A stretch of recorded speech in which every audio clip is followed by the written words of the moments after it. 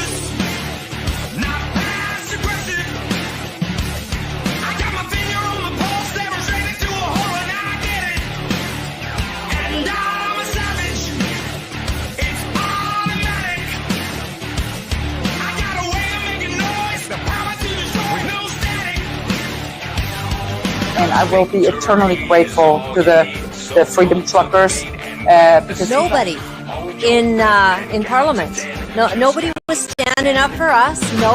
You've got these two groups of people who were not particularly involved in the formation of the convoy or much of the freedom movement in 2021. Thank you so much, Phil. You're awesome for bringing the man, paying attention to what's going on. You've got your eye on the whole media of what's going on in Canada while you're able to hold a thread of what's happening in the U.S. and the rest of the world. You've got a great brain for this, bro.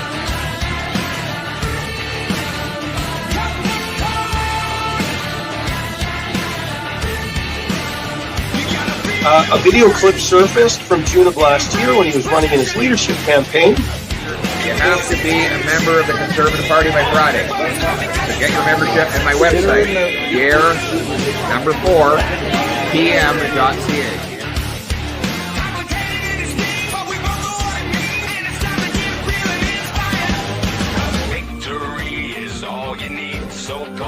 No, you will. As soon as he's seen that, the whole telemetry of the situation changed out. All I can say is we need to find out what it is.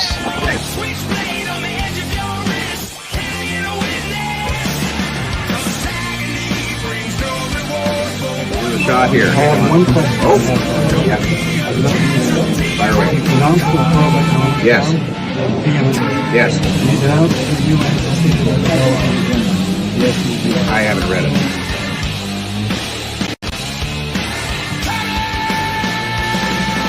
And here we have Pierre Polyev standing in front of a Mason's symbol.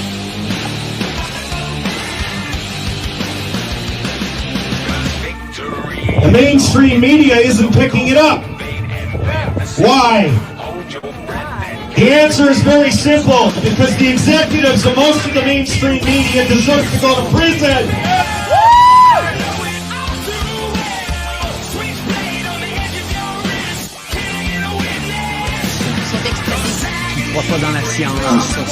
I did not call people who were unvaccinated names.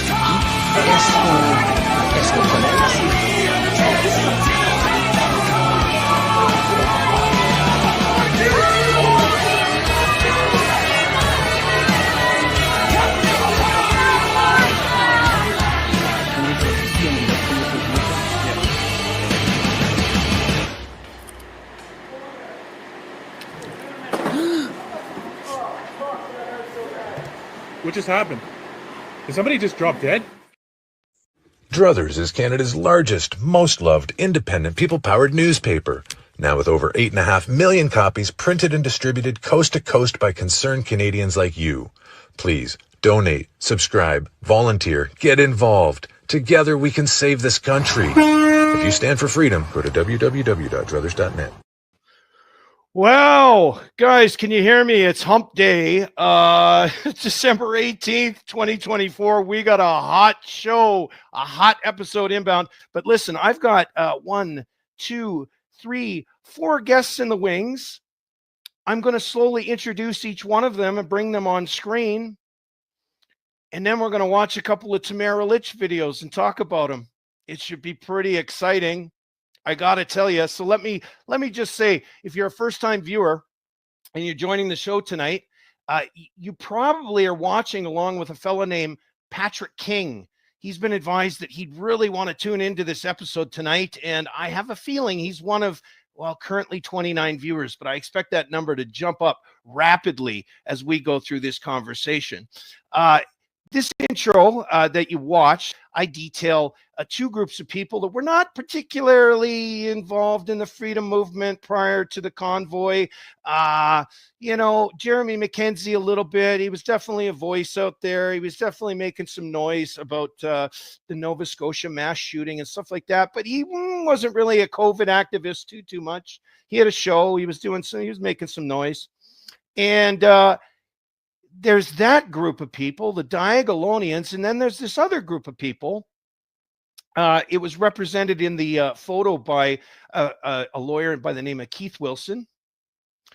Tom Marazzo happened to be in the photo. I'm sure his name's going to come up tonight. But it was really more focused at Chris Barber and Tamara Lich. And people are troubled by this intro. What does he mean? Tamara Lich and Chris, they're the heroes of the convoy, aren't they? Aren't they the fucking heroes? That's what we've been told. Aren't they the ones that got the convoy off the ground? Well, I'm here to tell you no. And I'm going to bring on all the relevant witnesses. I've got many of them tonight, and I got more that want to join again, maybe tomorrow night. So I didn't go on the convoy, just, full disclosure. I had multiple outstanding charges against me for my activism in Edmonton. I had a warrant out for my arrest for approximately 6 months. And I decided to barricade myself in my house in St. Albert. And I knew everybody that was going on the convoy. So I got involved in rebroadcasting. And I got involved in creating a repository. It's actually scrolling at the bottom of your screen here. You'll see a t.me/convoy 2022 photos and video. I was actually part of the official convoy group on Telegram. And I was part of that group up until January 26th of 2022. And something happened in January 26th of 2022 Tamara Lich announced on the GoFundMe that she was responsible for. I think it's mainly the main thing that she's going to be known for by the time this episode is done. She announced on the Convoy GoFundMe that Pat King was not a volunteer. He had nothing to do with the convoy, and he was persona non grata. And I made some noise about that, and they ended up kicking me out of the official Telegram group, but not before I established, there it is. It's right there. Well, it's right there. Convoy 2022 photos and video. I had 4,500 live users submitting videos in real time over 3 solid weeks. I'm going to bring that up during our conversation tonight. Let me start introducing our guests. Here's one that everybody will know. Let's, okay, hold on. I got to do some funky stuff here because of my microphone icon. Let's bring on Brigette Belton. This is Brigette Belton. Say hi, guys. Brigette. Hi, Brigette. how's everybody? Brigette Belton, if you didn't know, let's, here, let me do this. Okay. I'm trying to get this shadow off my phone and it's not working. I'm sorry, guys. Okay. We can see you great. We can see you really good, Brigette. So Brigette was a founding organizer and member of the convoy, along with, at least in my recollection, along with Pat King, Chris Barber, Joe Jansen. I think there was a few others. Did you want to mention their names? Yes, absolutely. There's a lot of people that haven't been known.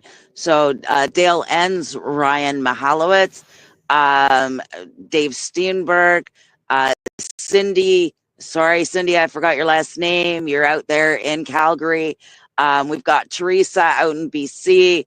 We've got Mike Benson.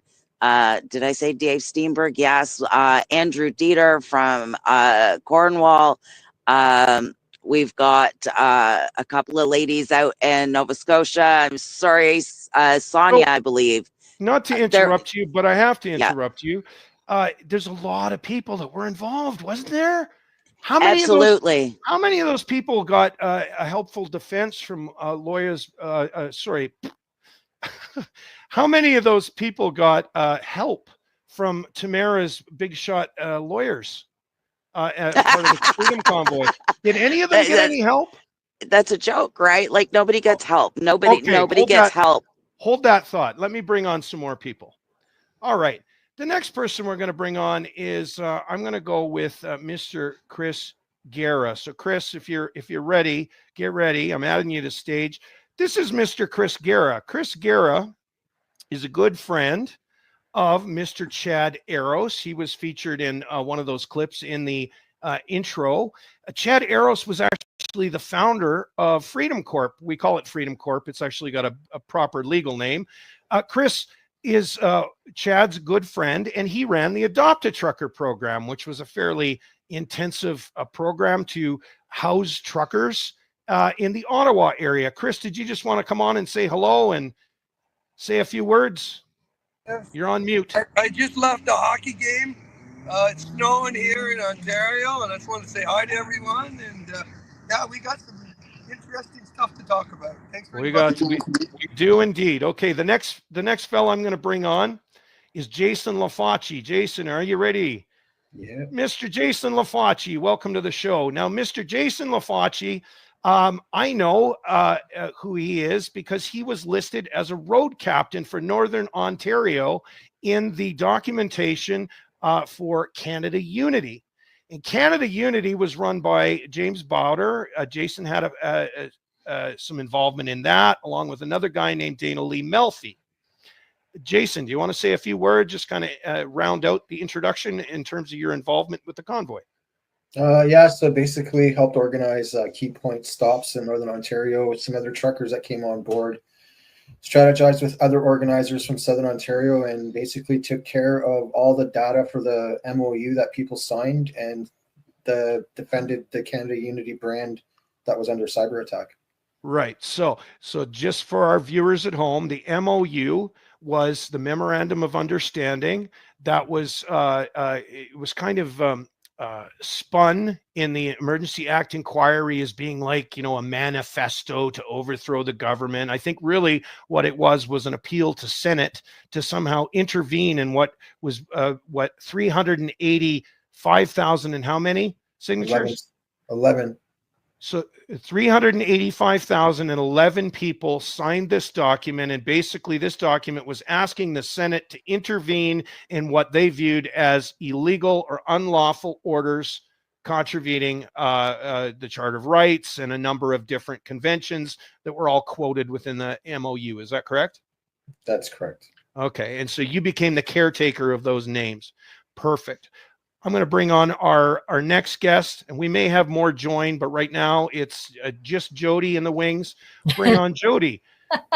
Miss Jody Ledgerwood, you may know her. She does the TFM report. That's the Fringe Majority report with her partner, Chris Vleck.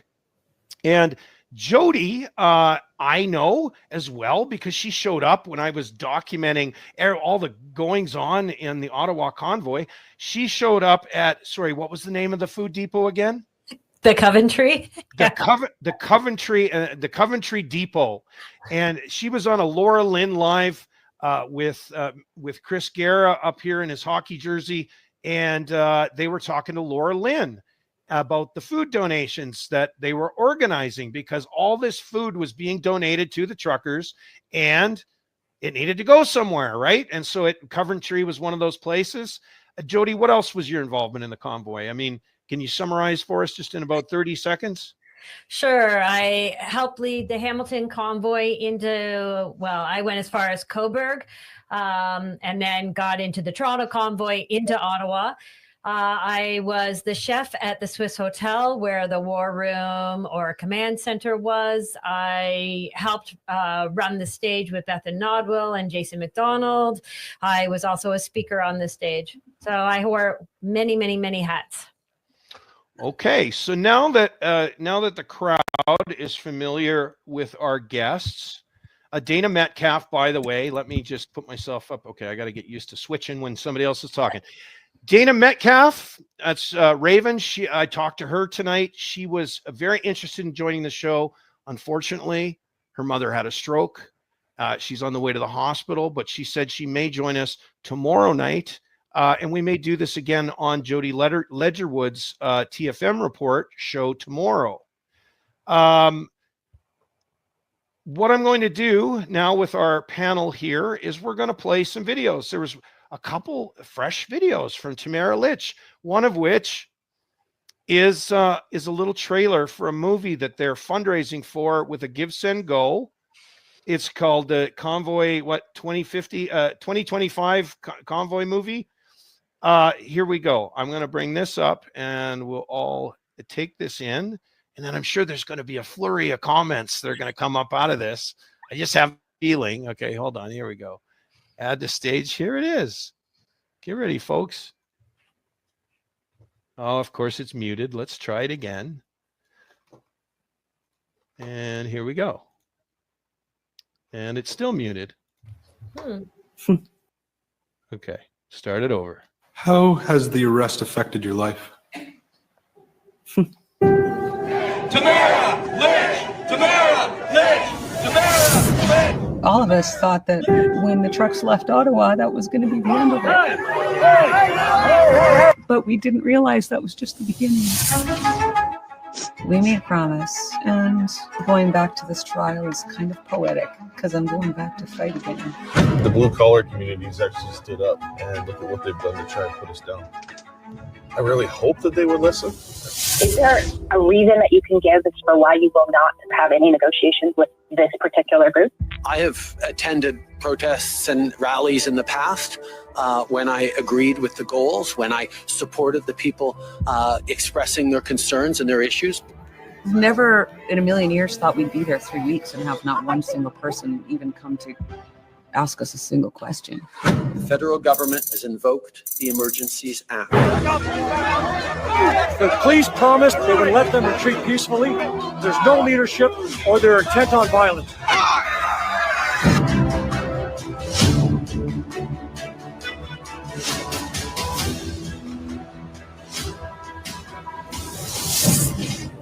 average Canadians had enough of the mandates, and they wanted somebody to stand up. My strengths are logistics, organization, and administration. How can I help you? And I took her up on that. It was almost like a salvation.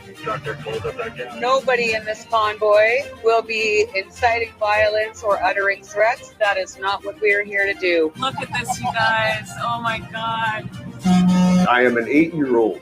We wanted to show our support again by providing you with some of our favorite snacks. People that would come up and open the door and put bags of food in. The small fringe minority of people who are on their way to Ottawa holding unacceptable views. Oh my gosh. Look at this overpass. Do not represent the views of Canadians. Hello, fringe minorities. I don't know if we'll ever forget this. We're fully supported to be here for as long as it takes. We are in the jacuzzi making peace. I walked those streets for 3 weeks straight. I seen the love. I felt the truth and I saw the lies. Honk honk, which is an acronym for Hail Hitler. They started calling us names, racist, terrorists. Russian actors could be continuing to fuel things. The government and the media made all kinds of allegations against the protesters. We were coming to rape and pillage. There was an apartment building that was set on fire. Accusations that there were protesters planning to bomb the children's hospital, stealing food from the homeless. The truck drivers all had weapons in their trucks, and none of them were true. This operation was able to proceed without death or serious bodily injury. There was bodily injury to participants. We investigated for interference, and we did not see a threat to the security of Canada. You didn't see any intelligence of sabotage or anything in support of sabotage. That's correct. He went down on his knees, put his hands behind his head, and then still gets beat up. I was completely destroyed. I paid blood. That hate comes from all the misinformation, the lies that were being fed to those police officers. I want to go for a coffee. We see you again, it'll be different. Get out of here.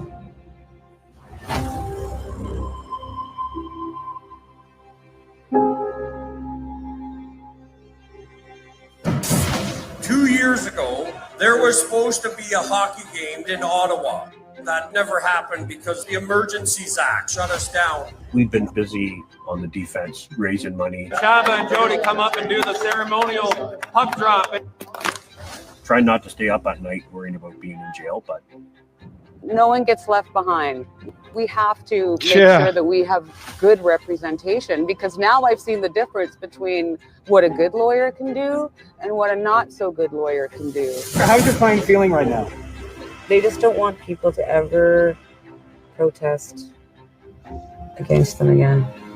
You have to understand that there's a lot of things at work here that need to prevent this from being a success. This is my hill. Hold the line.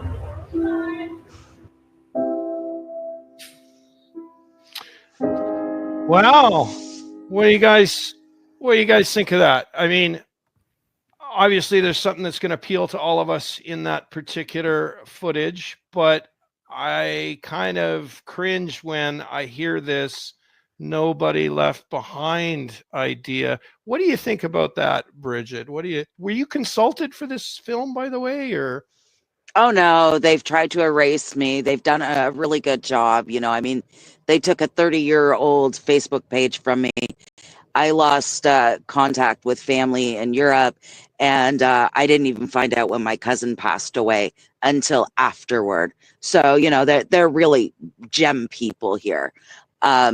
But as far as nobody left behind, there's myself, there's Chris Garrah, there's Jason on here tonight. That's 3. There's 3 more in a $460 million lawsuit that they kicked us all out of having legal representation. And you like the part where she says, you know, you can pay good money for a good lawyer. How much money do you think truck drivers make? Like, how am I going to afford $450 an hour or $650 an hour for a good lawyer to defend something that these people put us into? Brigette, were you I got to get used to doing this, the switching. And yeah, Bruce, I know my camera's blurry. I don't know what's going on with my Wi-Fi tonight, but anyways, it'll come around. Brigette, were you part of Freedom Corp? Did you have an official position on the board of Freedom Corp? I was a member. I was voted in not once, but twice because they had issues. They couldn't remember if they did, couldn't remember if they didn't. When it was brought to my attention by Sean Thiessen that I wasn't on the board, I sent Tamara a message and she goes, "Oh, it's just an oversight." An oversight? Because when BJ asked her about it, she goes, "She'll find out at the annual meeting she's not on it," and shrugged her shoulders and walked away. Okay, but you were at one point on the board. I was voted in twice, and then I was kicked off by Chad Eros at the demand of Keith Wilson. I didn't believe that Keith Wilson was on the board or had anything to do with the board. But the message that I have that Chad shared with me is a direct order from Keith Wilson. Isn't that interesting? And so in addition to that, other board members, people that were officially on the board, they were also excluded from legal representation. Do you know, can you speak to that directly, Brigette? The other board members, are Chad. There's Chad, myself, Chris, BJ. Those were former board members that have no representation and no legal help. When Chris and BJ had sent their lawyer, Jim, now they weren't in the courtroom, but I was, because I was defending myself as a sole, defendant without a lawyer, right? So when I was in the courtroom, Mr. Mason for Freedom Corp had said that they did not want BJ and Chris to have access to $200,000 to defend themselves in the legal case. Make sure you say Chris G, because people might get mixed up, think it's Chris Barber. Chris G. Oh, no, Chris G. Chris Garrah, adopted trucker, couldn't have the money to defend himself because it was their money for their movement. Okay? That's like what? Wait a minute. So that's in relation to Chris. Chris, do you want to come on and talk about that briefly? It was pretty wild. Like I said, I started my Give, Send, Go before they even put one together because they were with the other fundraiser, which I don't even want to mention their name. And after, my Give, Send, Go was doing well. We were spending money, having a great time.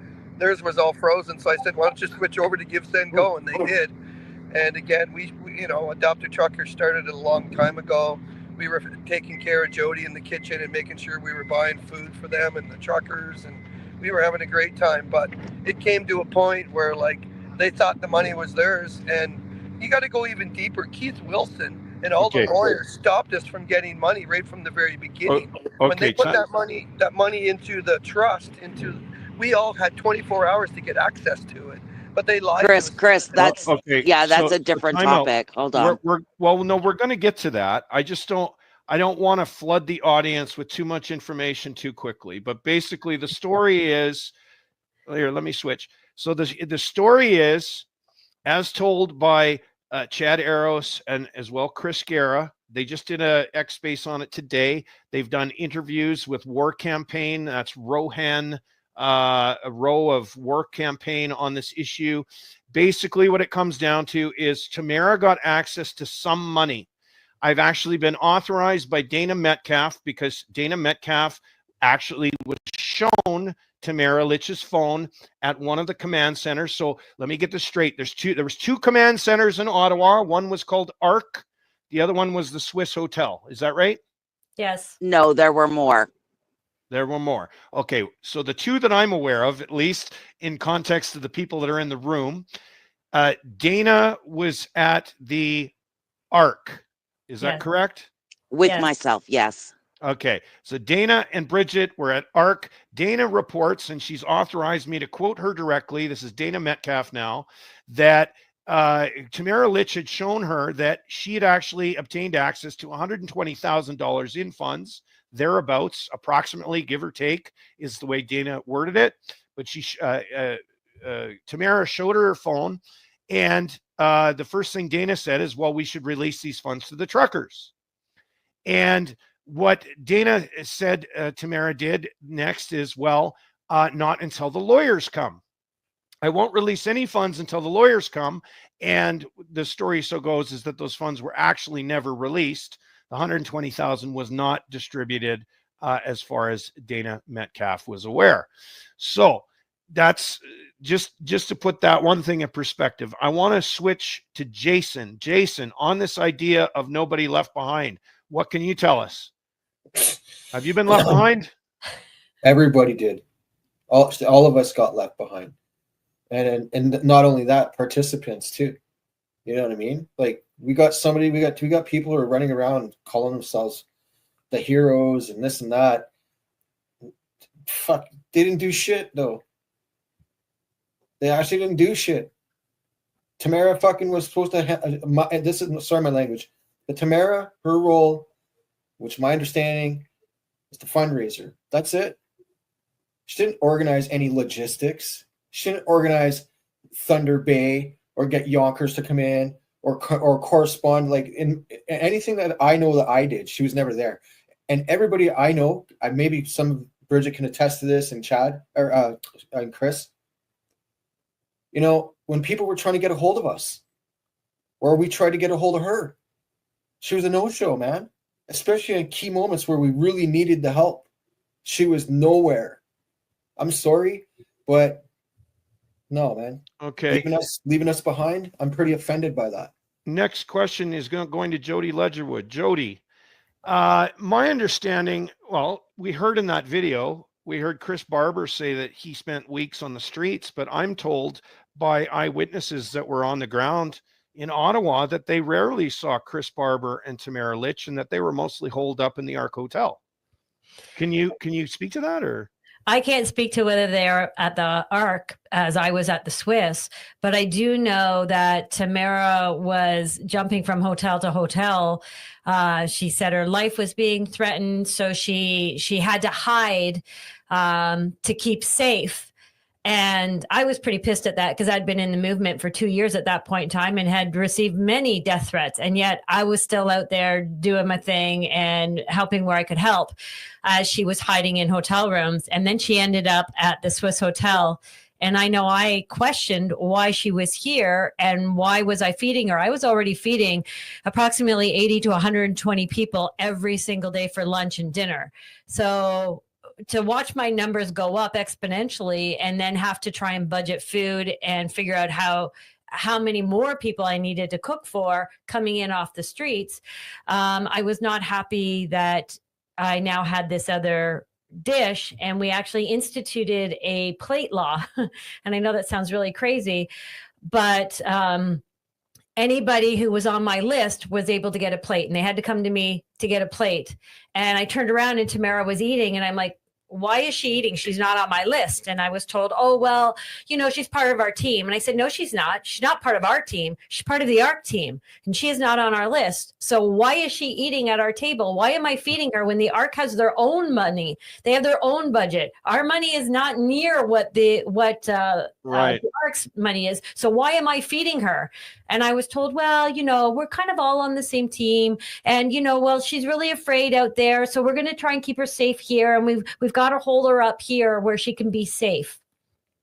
Okay. Hey, Pat, we're swinging away for you, brother. We know you can't talk, but we're going to fucking swing away, my friend.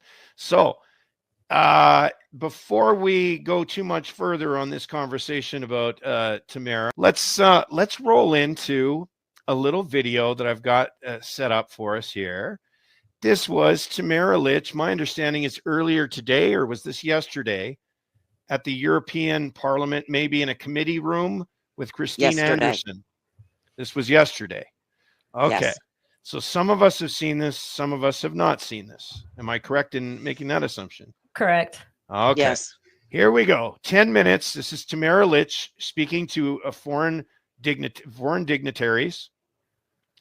And what I want both the audience at home to note and our panelists is what she does say and what she doesn't say. And we're going to make some corrections at the end of the video. And then we're going to hammer away on what she didn't say. So, are you ready? You guys ready? Do I have my volume? It's muted. Here we go. No, and it's still muted. I don't know why that. Thank you for inviting me here to speak today. And I'm very honored and humbled to be receiving your award tomorrow night.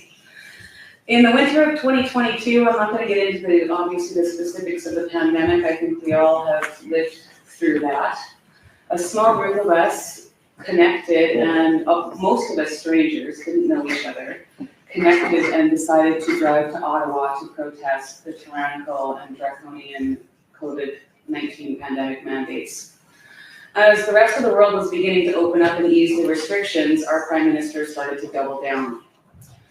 We were not allowed to leave the country.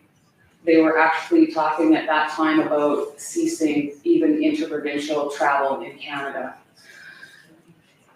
So we decided to come together as a group, and we organized the Freedom Convoy from home. We started on the 14th of January, and 10 days later we were rolling to Ottawa.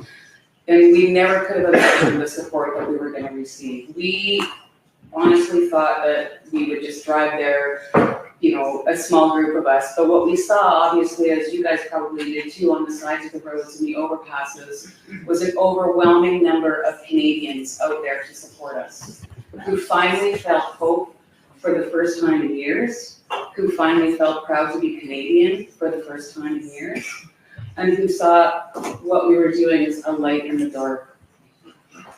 As you know, the takedown of the convoy was something that I never could have imagined that I would see in my country. I grew up watching that stuff happen in third world countries.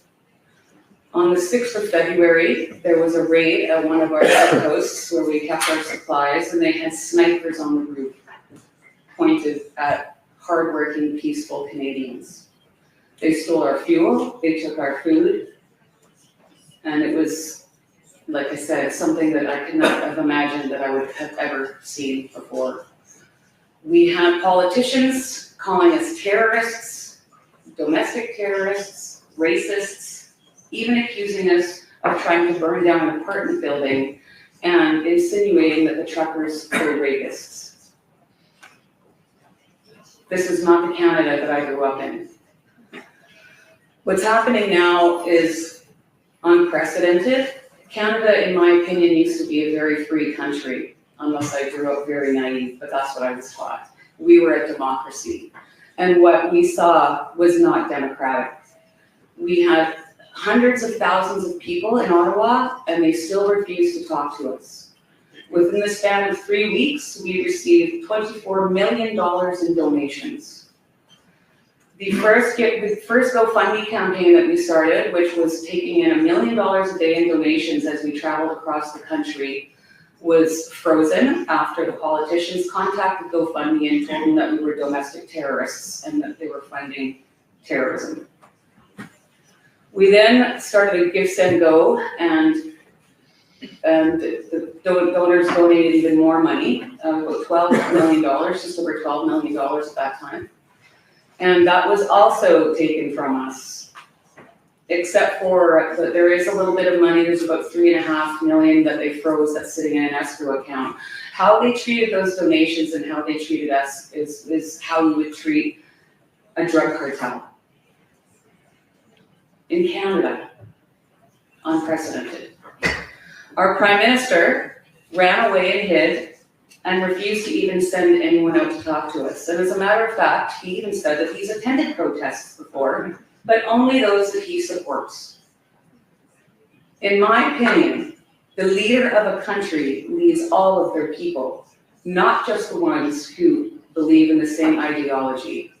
That is his job, and he failed us. They all failed us. We tried to speak to lots of the MPs, and they all said no. I was arrested on February the 17th, thrown into solitary confinement. I called it the dungeon.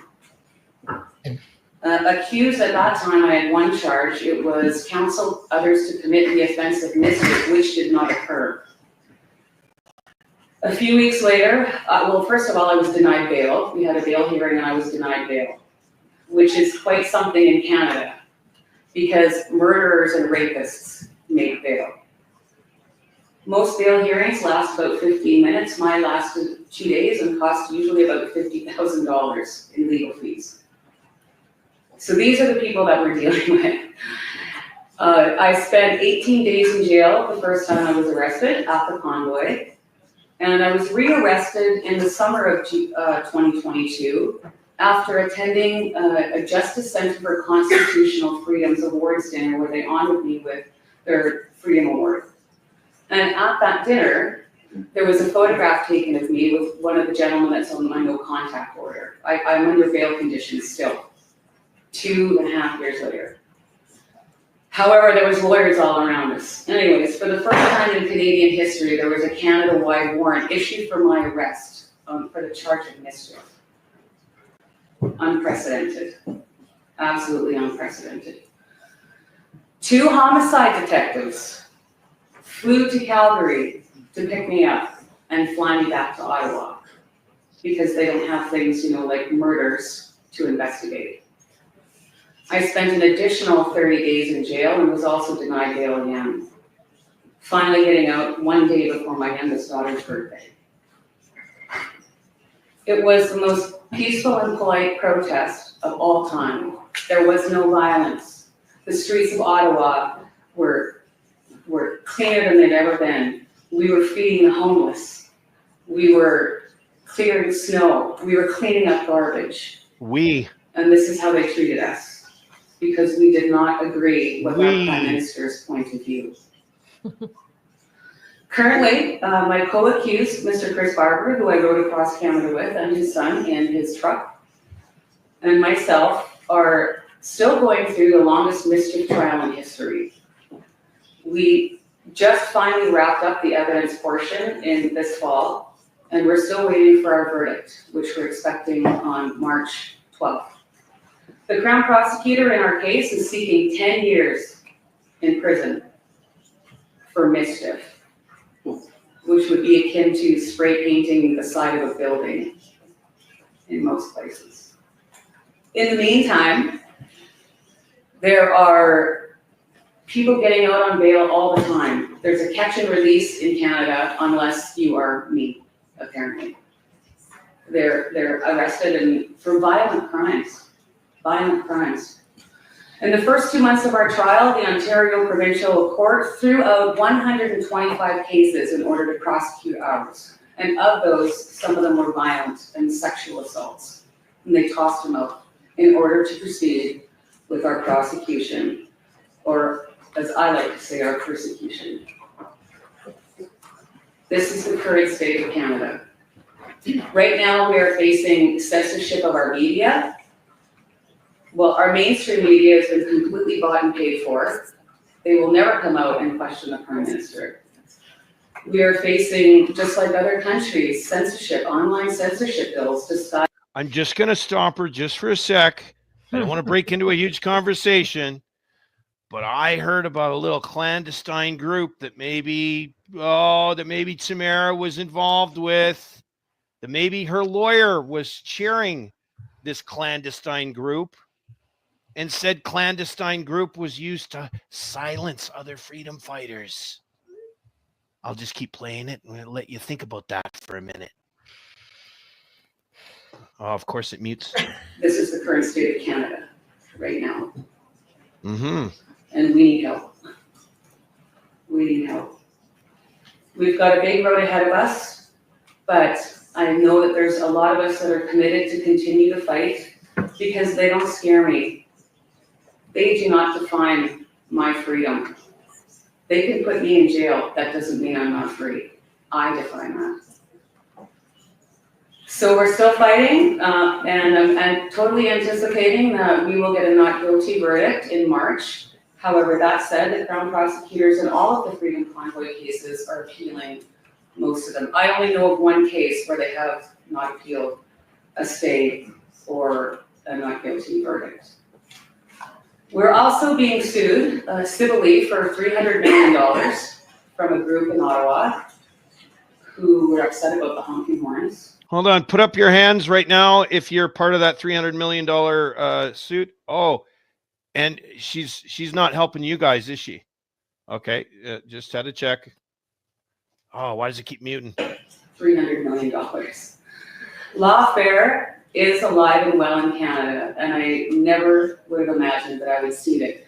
To date, the taxpayers of Canada have paid over $5 million for this prosecution, and Chris Barber and myself have incurred over $750,000 in legal fees. And we're just very fortunate that we have some organizations, charitable organizations, that are helping us fund our case. Because I'm not a millionaire, but this is what they're trying to do. All over the world, too, not just in Canada, I see it everywhere. It's to demoralize and bankrupt you. Yeah, hold on. There's still like 16 seconds left, but I can't even contain myself. They let Pat King rot. He had to raise his own funds for his own lawyer. Who's the guy doing the commentary? Ross, hi, this is Phil right here. They let Pat King fucking hang on his own. They kicked him overboard January 26th of 2022. And she's complaining about how it's making her bankrupt. She's got the fucking keys to how many millions of dollars? 22 plus million missing Bitcoin. Oh, there's the 120,000 that she was able to cash out before they froze the fucking GoFundMe. Oh, okay. Hold on. 18 more seconds. Let's hear her. Oh, and it's fucking muted again. But they picked on the wrong woman. You picked on the wrong woman. Thank you.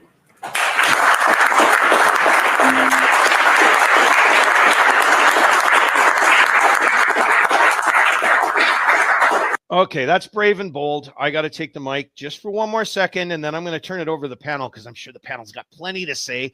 I wasn't even at the convoy. And I'm this fucking angry with this woman. Here's what I'm going to say. She skipped over the COVID stuff. Oh, they might send me to jail. Oh, they're suing me for hundreds of millions of dollars. No person left behind, even though I've got all those people here and a few watching and a few that'll want to join tomorrow night to talk about this too. What she didn't mention, and this is just me, if I'm going to fucking jail, if I think I'm going to jail for 10 years for mischief on account of the Freedom Convoy, and I've got the ears of foreign politicians, here's what I would say. And I don't know what my panelists would say, but this is what I would say. There's treason identified in our House of Commons. There's 11 traitors. They've been colluding with the Chinese. Wuhan and Winnipeg Lab were involved in an Anthony Fauci scheme to gain a function, fucking the coronavirus, and our government's involved. And I stood up and spoke against it. They got to name the names. We got to get to the bottom of it. Did she say any of that? Did anybody on this, anybody help me out? Did you hear those words come out of Tamara Lich's mouth? Nope. Now, she's connected with some pretty fantastic politically connected people. So just before I turn it over, one more thing. I just got to pull up a different screen here. Give me 1 second, because I got the dirt on all of these players involved in who was involved in bringing her there, who's involved in setting up Christine Anderson. I know there was a question in comments. How did Christine Anderson get roped into this? Oh, we'll show you. I got it all. I got all the deets. Well, first of all, let me start with this, and I will bring up the screen for this. Eva Chipiuk and Bethan Nodwell have been reported by Dana Lee Melfi. Are you guys all familiar with Dana Lee Melfi? Yes. Okay. He's known as Peaceman. Yes. Peaceman reached out to me last Christmas. I haven't spoken to him since last Christmas, but I spent 2 solid hours communicating with him, and he informed me that they have a quote unquote, let me bring myself up for this, a quote unquote clandestine group named by Eva Chipiuk and Bethan Nodwell, formed on the internet, involving Chris Barber, Tamara Lich, Chris Dacey, Shadow Davis, Jason Levine, Anita Peterson, Those are some of the ones that I recognized when he showed me the list. He actually showed me the group and the communications. And what he further did was inform me that they've been communicating in secret, using it as a loophole, number one. But number two, more importantly, that they were using it to collude to shut down other freedom fighters that weren't following along with their narrative. And there's many of us that have had something to say about this whole Tamara Lich and Chris Barber herodom, because it isn't fucking true. They threw Pat King under the bus, a lot of us along with him, and one by one just started knocking people off. And then they have the nerve to try and do this Convoy movie that they're fundraising for. They have the nerve to go and say, oh, no man left behind, when they've clearly left multiple people behind. And so we're here to inform the public about this. Now, let's start with Brigette. Brigette, you just watched that 10-minute display. What are your initial thoughts? I've posted it everywhere. She's a damn liar. She doesn't even know what day the convoy started. The 14th? That's the day she entered. That's not the day it started. I have the message from Chris Barber on January 2nd, where he agrees to work with me, where he agrees to the convoy, and where he also says, but convoys never work. And afterwards, after the convoy, when we were home, I said, are you willing to eat some crow now, Chris? And he said, why? The convoy didn't work. So you want to be pissed off about something? This guy's raking in millions of dollars, and he doesn't even believe in what happened in Ottawa. Are you kidding me? These people are just bottom feeders. It's so cringe. I have never seen anything like it. After Convoy, I thought, did I just jump into like one of those conspiracy theory movies? You know, like this is just unreal. I have never seen anything like it in my whole life. I feel like I've been sucked into the political class, and I don't like it. And Tom Marazzo himself had told me in a phone call that Tamara was backed by George Soros. And I was like, what? So I tried to confirm it because my recording didn't work properly. And I said to him, George who? I'm sorry, I didn't get the last name right for my notes. And he goes, I didn't say that. And I said, yeah, George Soros, W.E.F. Soros. He goes, I didn't say that. And I said, then what, George? And all he did was give me a thumbs up. These people are all in it together.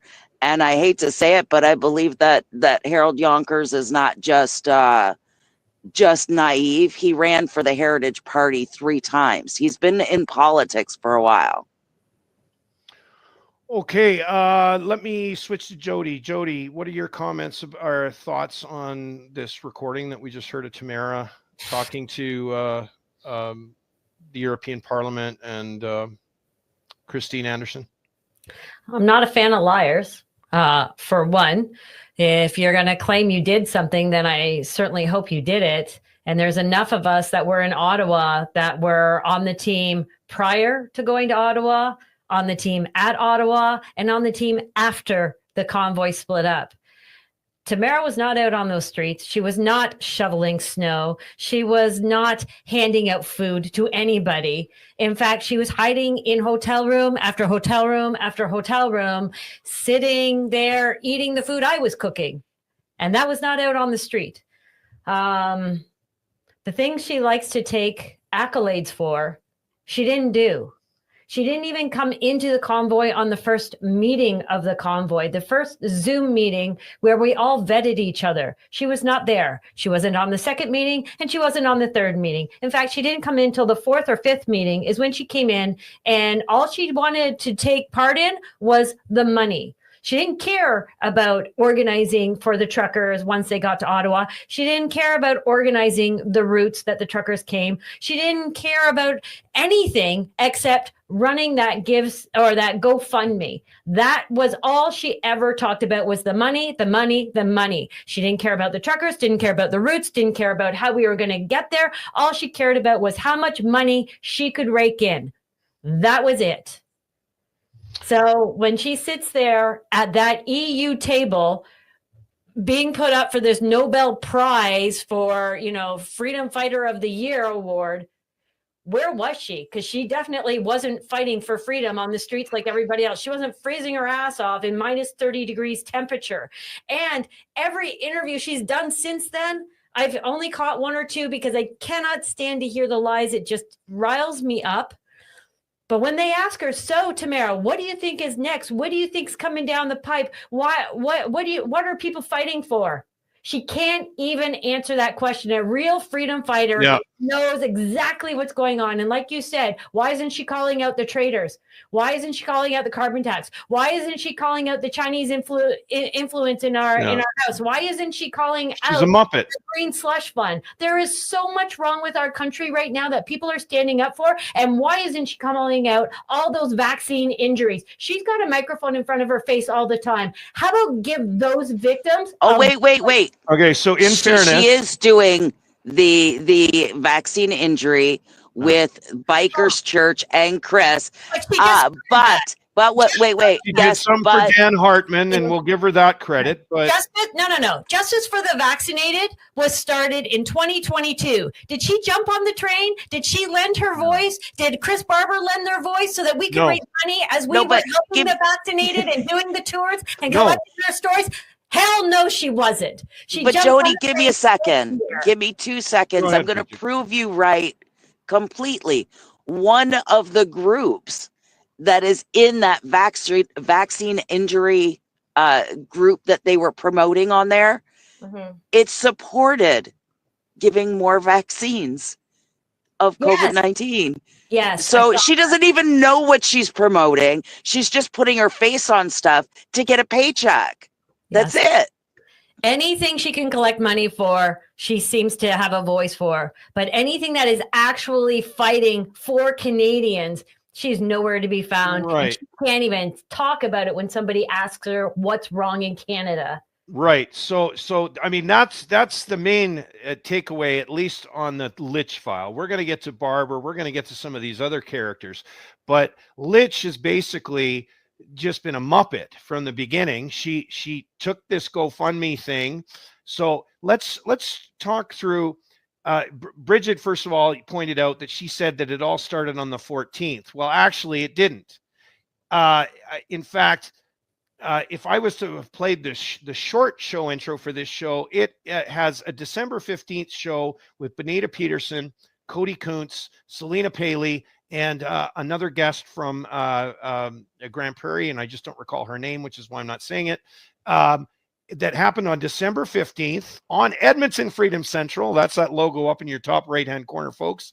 On Edmonton Freedom Central, Pat King announced the convoy. The intent to get all of the old truckers from the United We Roll convoy is the way I took it.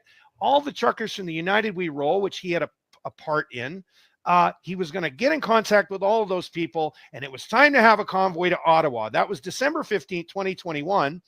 And the date landing was February 14th, not the date that we landed. It was a different convoy.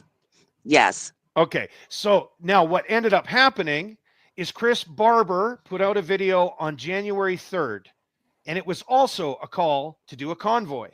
And Pat aired that on his channel. And what I recall, so there was two sets of meeting groups that were happening. One was happening in the public eye. Ours, yeah. Maybe both. Maybe both were happening in the public eye. Hold on. No, the Zooms I were on were private Zooms. So there was two groups. There was what was going on in the public, and that was being aired on Pat King's channel. And then there was the Zoom meetings, which was happening in the background. Yes. So Jody, tell us about the very first Zoom meeting that you went to. How did that go? Who was chairing it? Who was there? Was Tamara there? No. Tell us about that. Tamara was not there. Brigette was there. Pat King was there. Barber was there. There was four of them that were basically running the meeting. So I didn't know who was running the meeting. There was four people that were running the meeting. And the meeting was basically vetting everybody that was on the call. And there was probably about 30, I think there was about 34 of us on the call. And we all said who we were, where we were from, and what we'd been doing in the last 2 years in the freedom fight. It was a way to vet and make sure that the people that were there were actual leaders and people who are willing to take action and had been taking action. So that was the first call.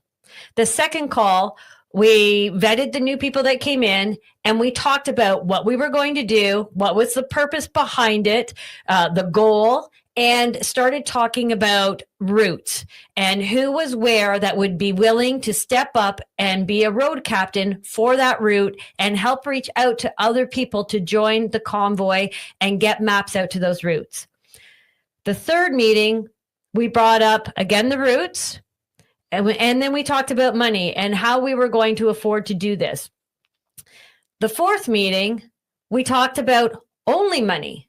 And the fifth meeting was only money. And it was either the fourth or the fifth meeting when Tamara Lich finally showed up, and all she wanted to do was talk about money and how she could run a GoFundMe, because she's run GoFundMes before. So she knows how to do it, and she knows how to get money raised. She'll be the front runner on the money. And then the next meeting, it was all about the money and how they were going to spend the money and what they were going to do about the money, because they had set a goal of $250,000 was the first goal. And we were all like, I don't know if we're going to reach that. And sure enough, we reached that within a first hour or two, I think, of it running. We hit that. So then we started increasing the thing. But the third, fourth, and fifth meeting were all about money. And by that fifth or sixth meeting, I finally said, you know what, I'm out. This sounds more like a money grab to me, and that is not my deal. I called Brigette up privately and I said, Brigette, I'm not going to take part in these meetings. I'm not going to go to Ottawa, because I also think that this is a way to round up all the leaders in the freedom movement. And if they round us all up, who's going to be there to step into our places? So this is what I'm going to do. And myself and Samantha and Lamont decided we were going to run a convoy in Toronto on January 22nd, the same day that the trucks in BC were scheduled to leave. We were going to run a convoy in Toronto and shut down streets in Toronto in honor of those trucks leaving for BC. So, and I'm sorry I didn't mention Jody. She is my mama bears. You kept calling me your mama bear from Toronto. You're my mama. I know, my mama bear from Toronto. I'm so sorry I forgot to name you in the first few bars that I had, but you're never forgotten. I just know you're there. I'm okay. I don't need the notoriety. I know what I've done, and people know what I've done. So, okay, guys, I'm just going to break in for a second here, because I want people at home to be able to follow what's going on here. So I pasted a link. This is in chat, t.me, Convoy 2022 photos and videos /11. 11 is this post right here. This was an introductory post to this repository. And I know it's really hard to see on screen for you folks at home, but basically this has the original contacts, schedule, and bookmarks, all of the days of live feeds from the convoy. And you'll notice that all the channels I was pushing, oh, pardon me. All the channels I was pushing people to were Freedom Central Canada, Real Pat King, Whistle Stop Live, Margaret Granny Louise, Misty Wind and RC the Rapper, Druthers News and Information, Laura Lynn Tyler Thompson. Had no frickin' idea who Tamara Lich was up until January 20th of 2022, which is before, of course, this repository starts. But we're going to get to that, because this repository, if you scroll through, is the largest contiguous repository in real time of what happened on the convoy. There's easily 28 days of content in here that goes chronologically, and you're going to find everything that we're talking about is true based on this repository. You're going to see it for yourself. I hope to, so let me pull this off screen. What I hope to do for you folks at home is to actually provide the 3 or 4 public planning sessions that happened on Pat King's channel. I'm going to dig up those links as we continue talking over the next, hopefully an hour. I can get in with these folks. We might take a short break coming up right away, just so everybody can get a bio break in. But over the next hour, we're going to keep dismantling this thing. And what I'm going to do is provide the links for the folks at home to watch how it actually played out on Pat King's channel. Now, I said there was 2 sets of planning. There was what was going public on Pat King's channel, and then there was what was happening in the back end on the Zoom meetings. These folks are going to tell you all about the Zoom stuff, and I'm going to provide you links so you can go and watch what happened on the Pat King side of things in the public space, right?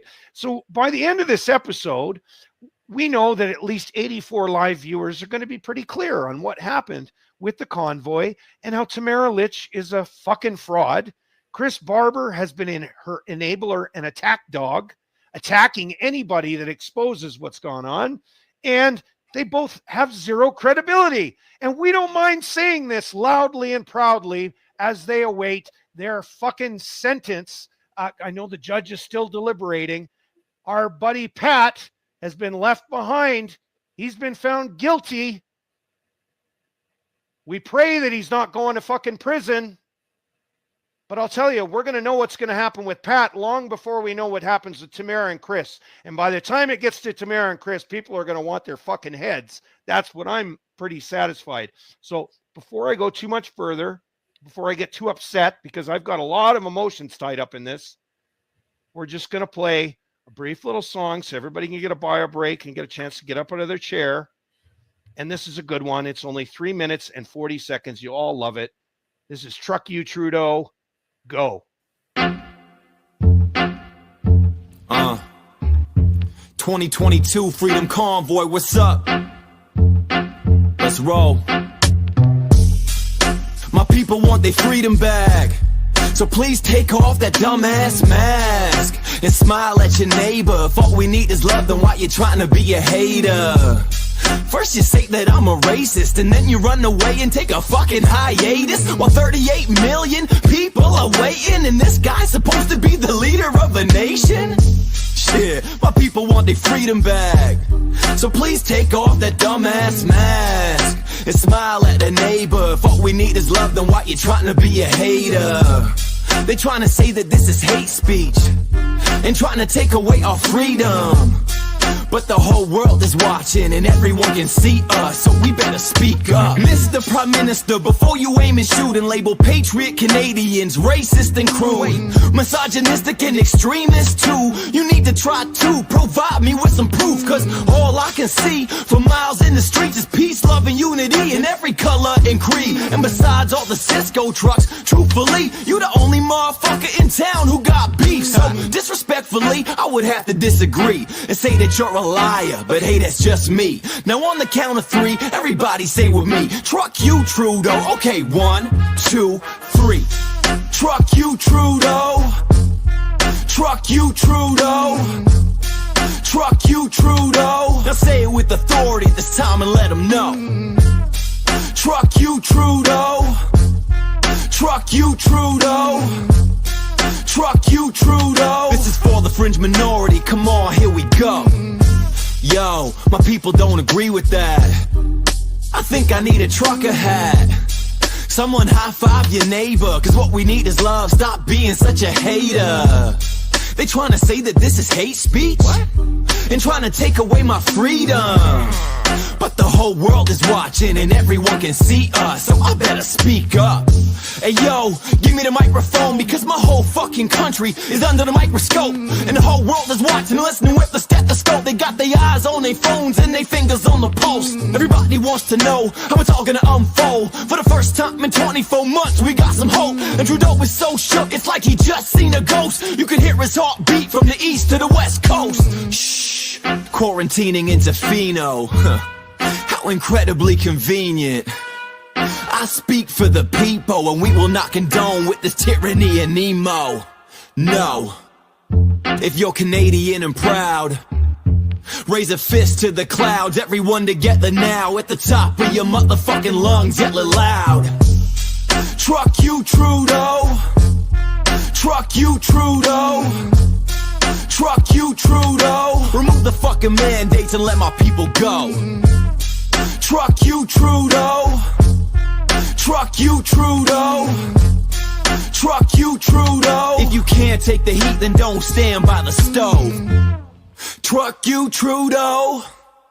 Truck You Trudeau. Truck You Trudeau. 2022 Freedom Convoy, let's roll.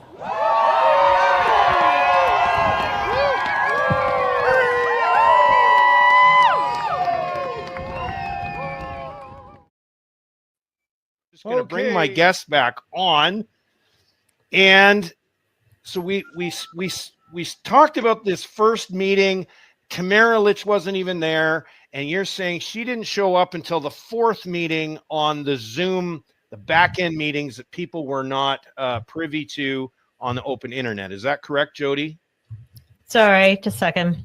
Yeah. So the meetings I was on Zoom, yes, they were not open to the internet. It was all the planning stages and organizing of what we were going to do, the routes we were going to take, and who was going to be in charge of what, because it was a massive plan. And obviously Canada is a huge country.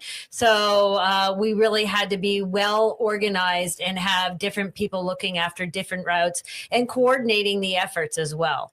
And then figuring out how, with the money that was being raised, how we were going to actually pay the truckers and get money to them and be able to vet who was actually there. So it was also trying to figure out how we were going to do that, and the paperwork and the forms we were going to get them to fill out. Hence, all of the road captains had to be in charge of that paperwork and make sure that their guys that were following them got the paperwork properly, filled it out, and then when they got to Ottawa, managed to get it handed back in either through the road captains or through those of us who were periodically dropping into Coventry or walking the streets collecting their paperwork. Right. Okay.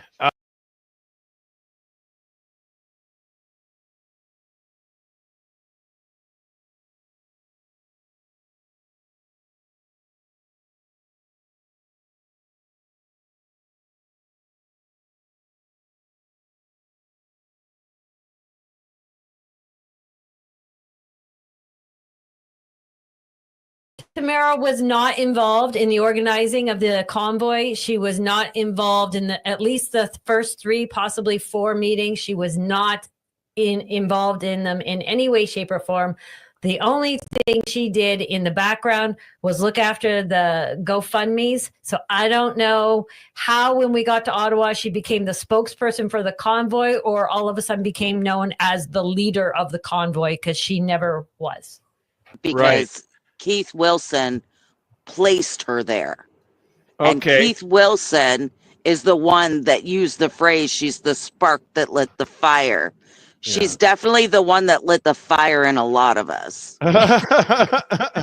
Okay, so this is a good time to segue. We're going to get into some of these other characters, and the one I'm going to want to ask you about at the end of this little clip. So this is a parody I put together in 2022. I thought it was fucking hilarious because I think I'm the funniest fuck there is.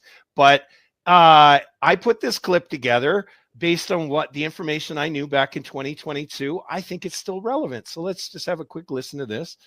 Oh, by the way, the singer is yours truly. Here we go.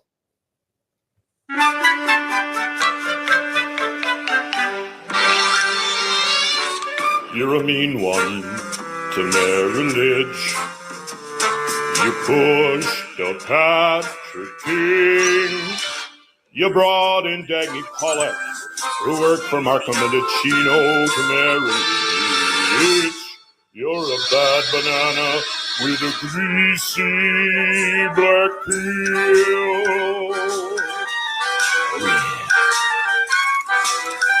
Okay. Come here, bully, I'm feeling mighty rapey. That's a take of Jeremy McKenzie. We're going to get into it. Okay. Merry Christmas, Canada. Tell us about, what do you guys know about Dagny Pollock? Dagny Pollock was first presented to... Sorry, go ahead. Dagny Pollock was first presented to BJ Dichter, and BJ had told whoever had called him, this is a story that BJ could tell much better, but whoever called him, he had said, "Are you out of your mind? How do I sell her Pollock to a bunch of conservative truckers when she worked for the Liberal Party? No, I don't care how good she is." And then Tamara Lich brought her in. So they went around behind BJ and brought her in anyway through Tamara Lich.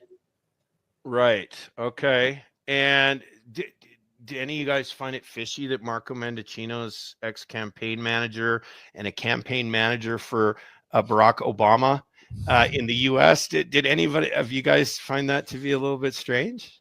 Well, it's funny because I have to say I was quite naive about politics until I got involved in Convoy. I knew the main names like most Canadians.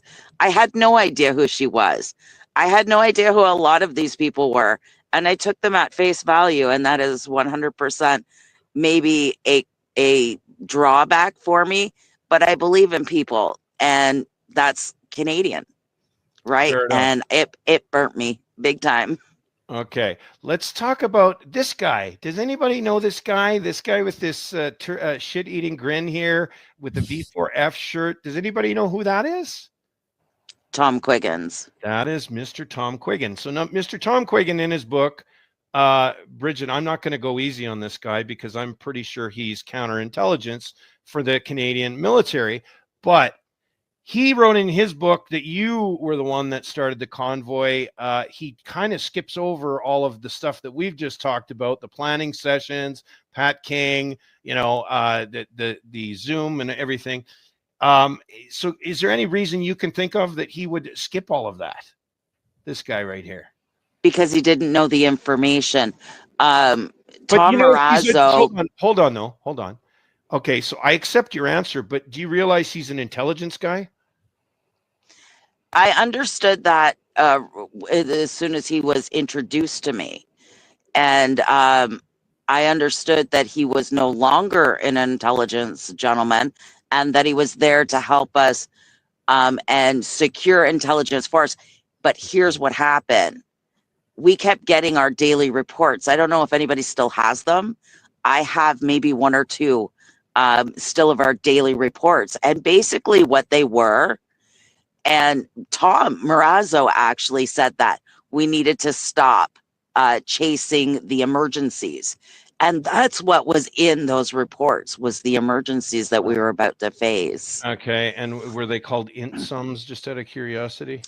I believe so. About that report, I'm sketchy. Okay, I haven't seen it in a while, so I don't want to say 100% yes. No, fair enough. V4F's been doing something called int sums. It's an intelligence summary. They were trying to do it during the convoy. It didn't really take, and they kind of got rid of it because it's like military paper pushing bullshit.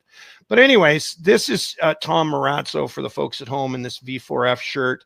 Tom Marazzo was an intelligence guy under the Harper regime. Whoa, no, you've got the wrong one. That's Tom Quiggins. What did I say? Marazzo. Marazzo.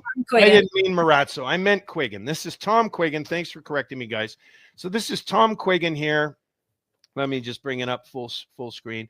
This is Tom Quiggin here in this black shirt with this bizarre grin he's got on. This right next to him is Jeff Evely. He's the broadcasting member of V4F. And this guy back in the background here, this is Jeremy McKenzie, who during the show intro, I said him and this Diagolon group were not really at all involved with the convoy. They attended the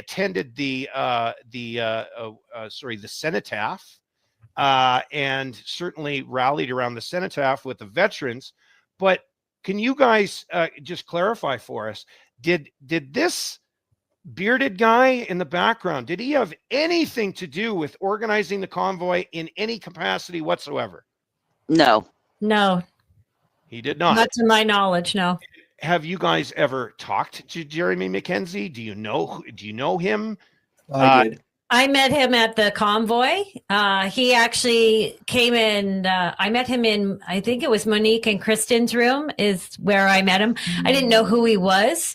I didn't know who he was. And it looks like I'm on thing. Okay. I didn't know who he was at the time. I didn't know his show and I didn't know Diagolon. But I did meet him in Kristen and Monique's room and had a chat with him, and that was fine.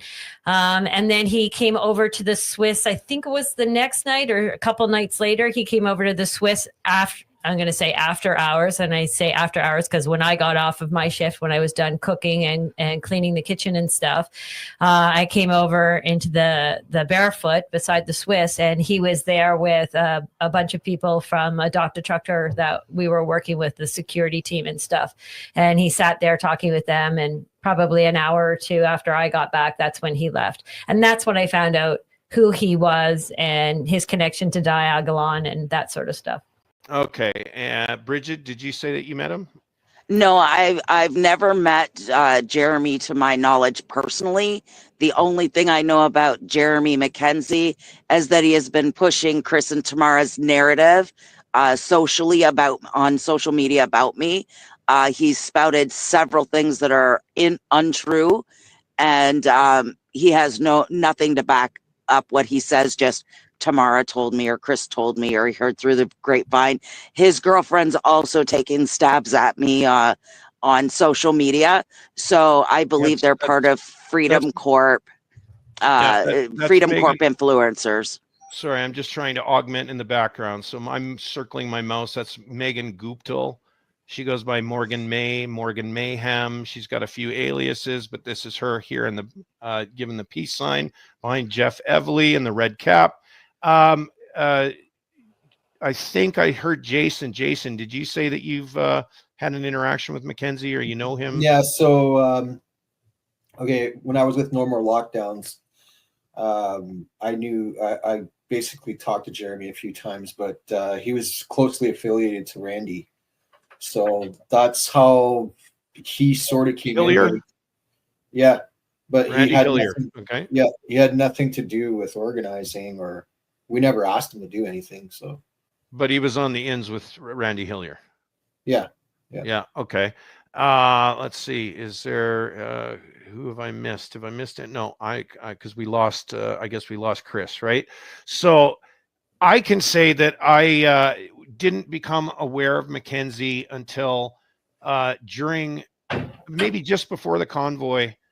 It might have been December of 21. He was saying a lot. He was doing a lot on his show. I followed his show until May of 2022. And I'll tell you at the point that I stopped. As soon as he started calling for riots, I began to stop following him. I went, okay, wait a minute. There's something off with this guy, right? Like, he's got a very pronounced voice. He's kind of radical. I thought he was funny as hell at first, but then the riots thing. So I just captured it and quietly kept watching. And then I ended up, let me put myself in first driver's position.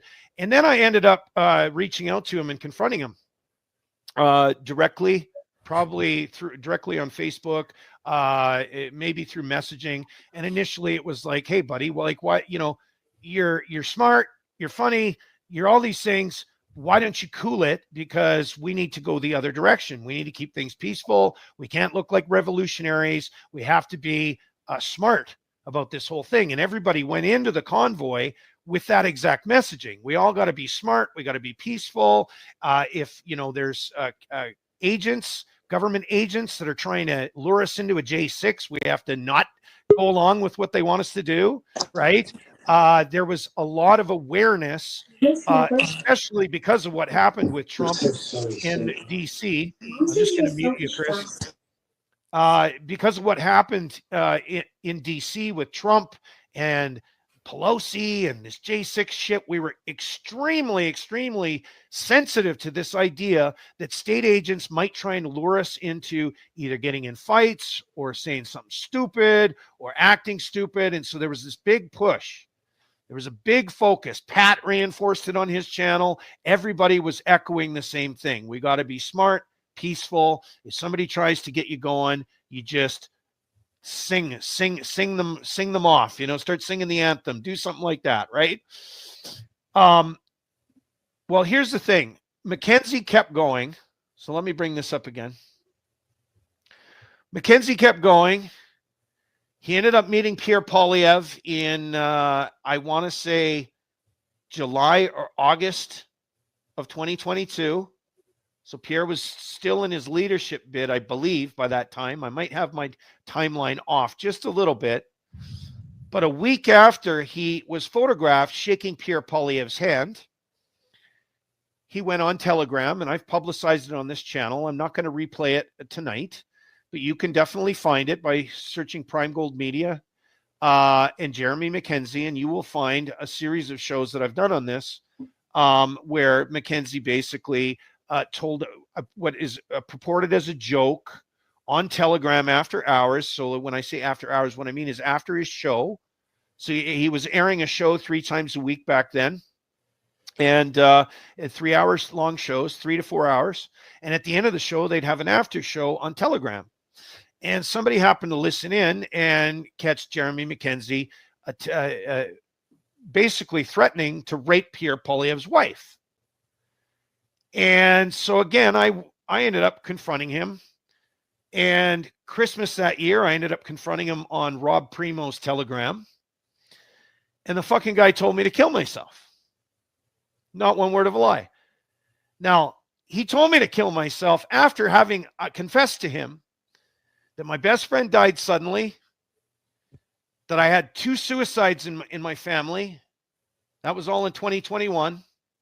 And at the beginning of 2021, my brother-in-law died of an overdose because he was locked out of group therapy sessions, and due to COVID lockdowns, right?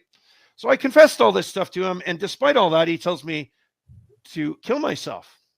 So something that stuck with me for a long time, and I've basically gone after him ever fucking since, because I'm like, who is this maniac?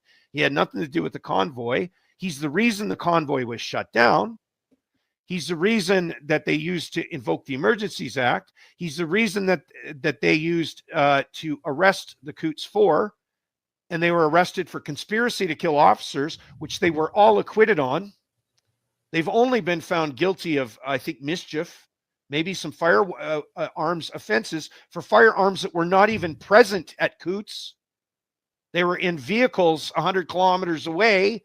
They were in a trailer 50 kilometers away, you know, stuff like this. So I've long been on this, and I've been on everybody surrounding Mackenzie. And so let me bring the picture back up and kind of get your commentary, folks.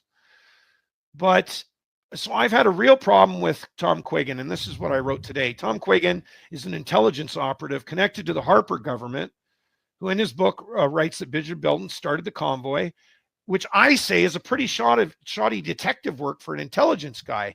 He surely would have known that Brigette was part of a much larger team that made the convoy happen, right? Which leads me to believe he's actually running counterintelligence, and he's a Mackenzie backer. Moving on. Let's get to some of these other characters.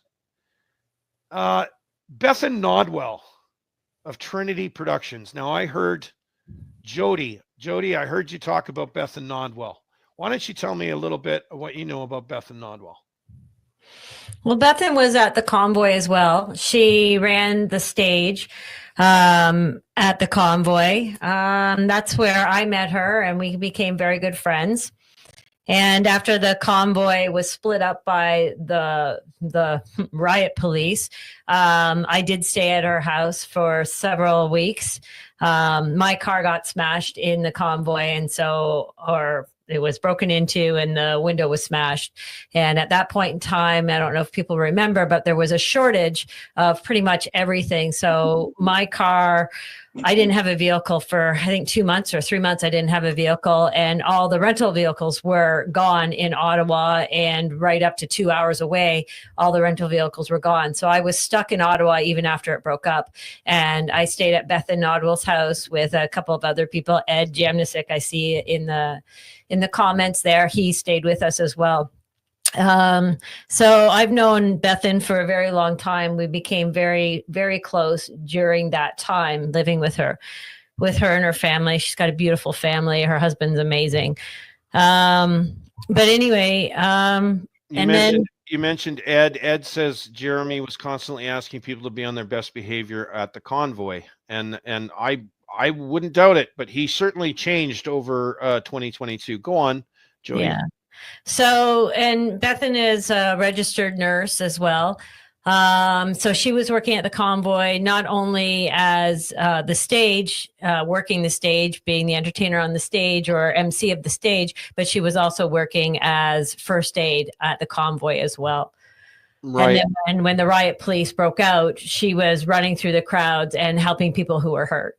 Okay, so outside of those interactions, how much do you know about her? She's obviously very well politically connected. As you can see in this photo, she's with Tommy Robinson.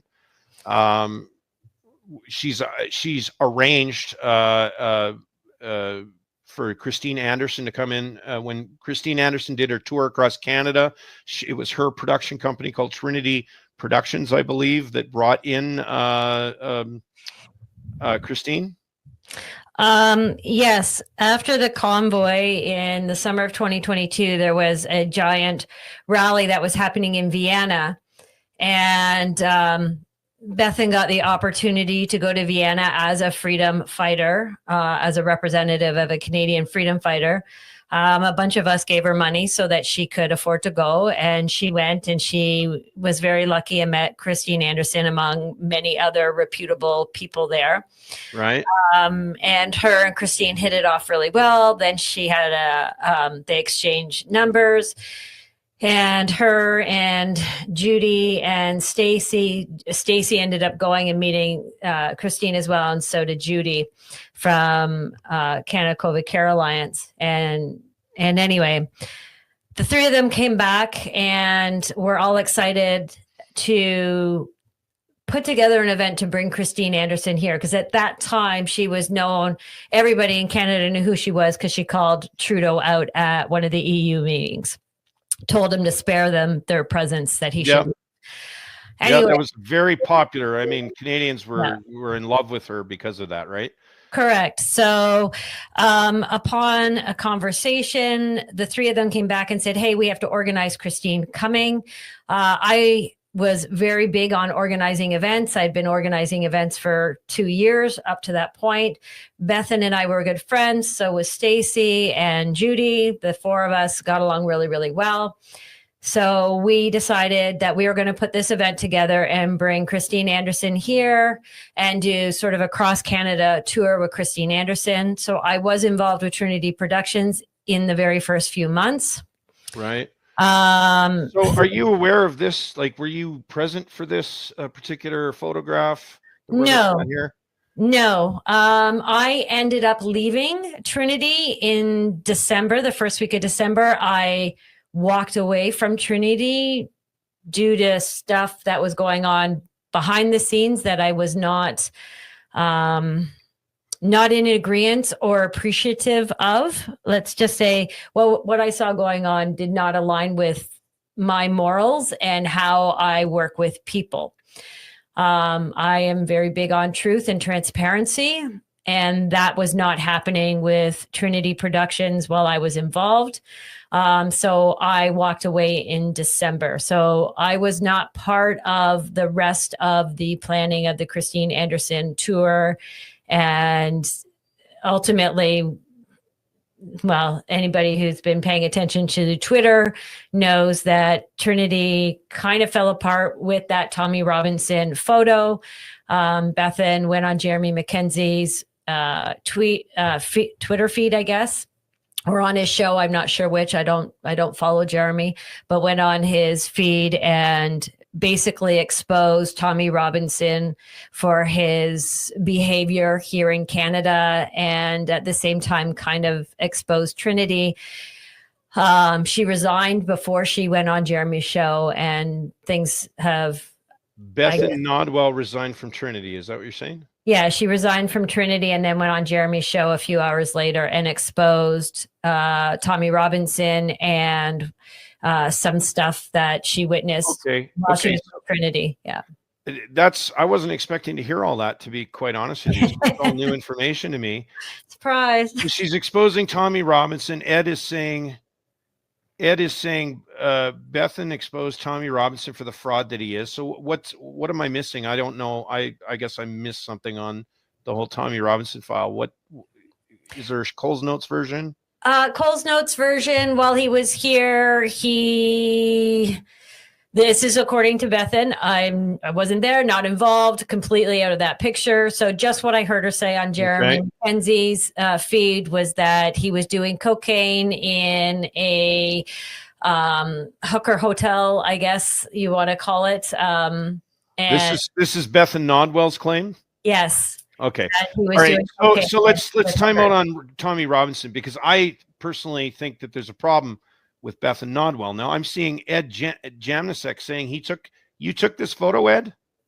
Is that correct? This is your photo. Renaissance says, why are you guys talking about the past? Well, because you got to start and watch the show from the beginning. As soon as we started talking about Christine Anderson, I put up this photo. I'll tell you, we dropped 25 viewers. Like instantly. You got to remember, Bethan Noah is the same one that went on an interview and said she started Adopt a Trucker.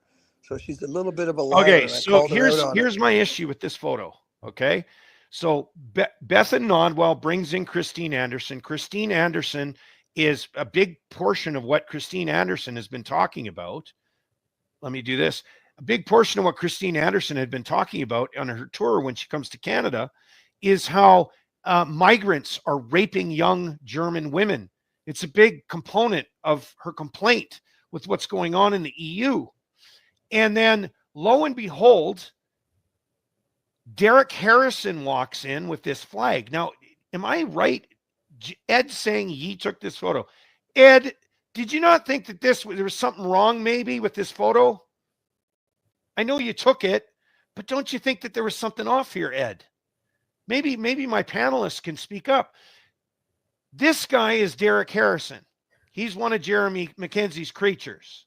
He was present on this video from Telegram where they threatened to rape Pierre Poilievre's wife just to show people we could do things to people.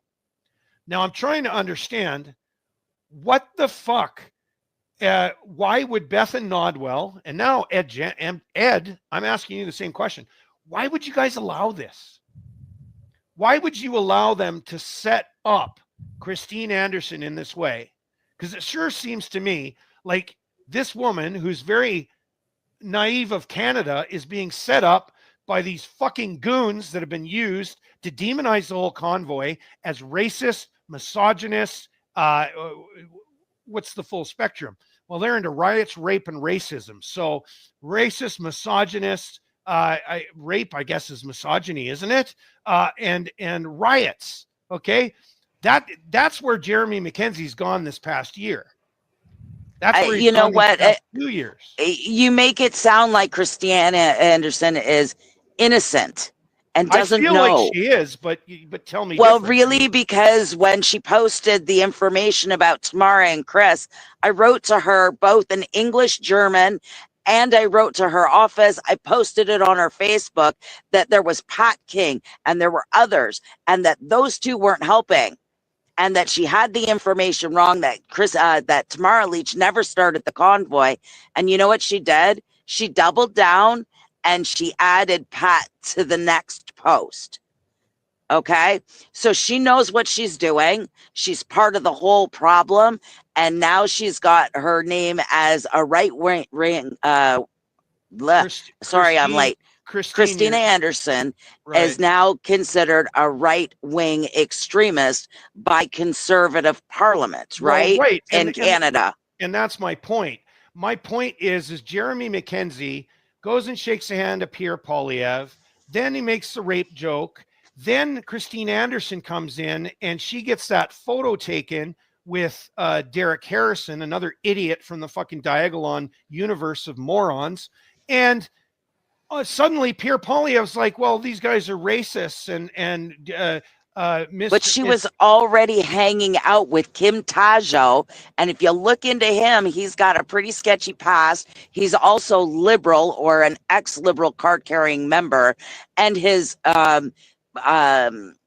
paralegal Vanessa was talking about destroying the legal system, taking the house down in Quebec.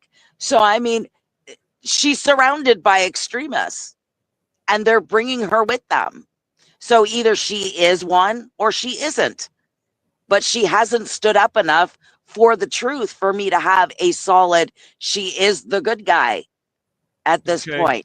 She's been given information and she repeatedly ignores it. So here's me. And here's the other thing. Colin Big Bear, when he saw me talking with Christiane Anderson at that event that photo was taken, I believe that was taken in Toronto. It looks like the same Which room. one? The Dag-along one? The Dag-along picture with Christiane Anderson, where I was there. I ended up getting pushed aside by Colin Big Bear and out of Christiana's earshot, and was given like 5 seconds to take a photo and then was pushed away from her. Don't let her talk to her. So, you know, that was definitely the feeling. It was very uncomfortable. Right. Okay. So I'm looking at this. This is what I've done in the past on this issue. I went, okay, why the hell would Beth and Nodwell, if she brought in Christine, why would she expose her to this thing? But what you guys are saying is, well, actually, Christine might just as well be in on it and know full well what they're all about. And then, you know, you go, okay, but here's the other thing. And Jody, I want to pose this to you. So this clandestine group, okay, this is something that's been talked about by Dana Lee Melfi. I think other people may have heard about this, but the story so goes is that this lady right here, Eva Chipiuk, Calgary lawyer, she's holding the keys to a class action out of Rath and Company against the government for business here in Alberta. She's also got a class action going with Kerry Sakamoto, I think. I believe she's one of the lawyers involved in that. That's also out of Rath and Company for vaccine damage. Yet she's apparently the one who instantiated, along with Beth and Nodwell, this clandestine Facebook group. Doesn't that seem odd? Like, what do you guys think of that? Like what the fuck is going on here? And just, you know, for the record, I think Keith Wilson, this big bastard right here, I think he's a real fucking pussy for not backing Pat King. Ooh, Pat King, I got right out of there, he says. I can't remember what that's from. I think it might have been, whoops. Well, let me fix this. I'm so excited and angry, you know. He was like, he didn't want to talk to Pat King. He did some sort of an interview. I can't remember where it was. Oh, I saw Pat King and I got right out of there. Ooh, I didn't want to have anything to do with Pat King. And I thought, you fucking jackass. Pat was instrumental. I believe it was Pat King that told me, and I know he can't confirm or deny, but I believe it was Pat King that had told me the first meeting that Pat had for legal counsel with Keith Wilson was not really even a conversation. Maybe Jason can confirm this, but it was, I need $20,000. I thought the JCCF was there to protect us legally. I thought they were there to pay for our legal fees by their fundraisers. Pat was part of that before a Tamara Lich ever entered the picture. Yeah, my understanding, especially the last day of the convoy, and by the last day, I mean, you know, the Friday, Saturday, the last day that we actually still had the stage up and running, Eva Chipiuk came to me and said, you need to get out to the stage. Bethan's not here yet. She won't be here till this afternoon. So we need you out on the stage. But she wrote the phone number on my arm and said, give this phone number out on the stage and let everyone know that if they get arrested or get fined for being here at the convoy, that they can call this number and we will represent everybody free of charge. So I stood on that stage from 10 o'clock till, I don't know if it was 1 o'clock or 3 o'clock, but from 10 in the morning till 1 or 3 in the afternoon, giving out over and over and over again, 1, what everybody's rights were, 2, don't talk to the police. You have the right to remain silent, exactly how to deal with police if they were approached. 3, keep it peaceful. And 4, repeating this number over and over and over again. I even had some cards that she gave me that I could hand out to people, letting them know if they got arrested or if they were charged or fined or anything, they could call that number. And I believe it was, I don't know if it was the Democracy Fund or JCCF, but Eva Chipiuk gave me that number and she said that they would represent everybody free of charge. I gave that number out over and over and over again, and I live streamed everything I did. So everything can be found on my Instagram, on my live streams. Over and over. And I have it that number in an email from John Carpe himself. If you were criminally charged, the JCCF would take care of it. I asked him, and Chris Garrah and Chad Eros, BJ Dichter, and the rest of them are on that email thread. Right. So we had a confirmation that JCCF, and we still have it in writing, that they would take care of the criminal matters. And you've now heard John Carpe come out and say, oh no, we're only taking care of the civil matters. I have to interrupt Mr. Tom McAvoy. McAvoy. Okay, pardon me. I'm not a Scotsman. I'm a Frenchman. Anyways, Tom McAvoy. No, we're not. We're actually here defending Pat. You've joined late, obviously. Listening to you guys, he says no one that had anything to do with anything is to be trusted. No, what we're actually doing, if you take the time to listen, is that you'll find out that Tamara and Chris are fucking liars. They're fakes. Okay. They've taken all this credit for shit that they really didn't do. Many of the people here were the doers. It wasn't me. I documented the whole thing from Edmonton.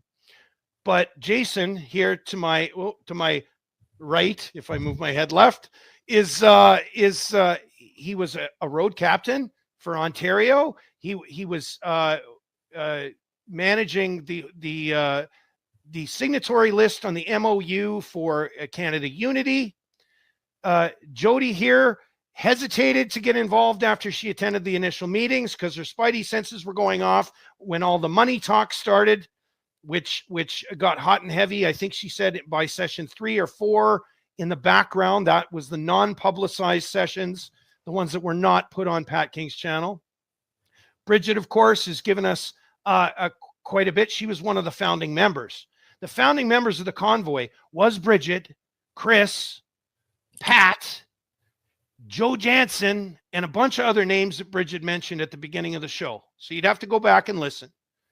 We are not saying don't trust you can't trust anybody. That's not what we're saying. We're having a conversation in the open that has not been able to be had by Pat King because he's muzzled. Meanwhile, all these other fucking these so-called convoy heroes, while they're out talking to politicians and not talking about the big fucking problem, which is Canada was involved in the development of C-19 with Anthony Fauci. That's kind of the big issue. She had the ear of these European politicians. She doesn't fucking say that out loud. No, it's about her potential sentence, all the money that was taken by the government, and help me. And we won't leave anybody behind. But these are the people surrounding me, and there's more that want to come on, in fact, Mr. McAvoy. There's more that want to come on to talk about this, including Raven, which is Dana Metcalfe from Newfoundland, who was involved in one of the war rooms. There's people in here that were part of, there was multiple war rooms, and they were a part of multiple war rooms. Dana Metcalfe wants to come on and talk about this. There's others that want to come on. You're missing out a lot of stuff, Phil. Chris and Tamara had $450,000 in their joint account. And the reason I started Adopt a Trucker is because they lied and said the money was all frozen. So I started Adopt a Trucker so I could take care of the truckers. But that $450,000 that was sitting in Chris and Tamara's account, they could have pre-bought enough fuel, enough hotels and everything to make sure that all the truckers could have got home even before the convoy started. So they had never, ever had any intentions to take care of the truckers, to make sure they had fuel, to make sure they had hotels. They had $450,000 sitting in that account.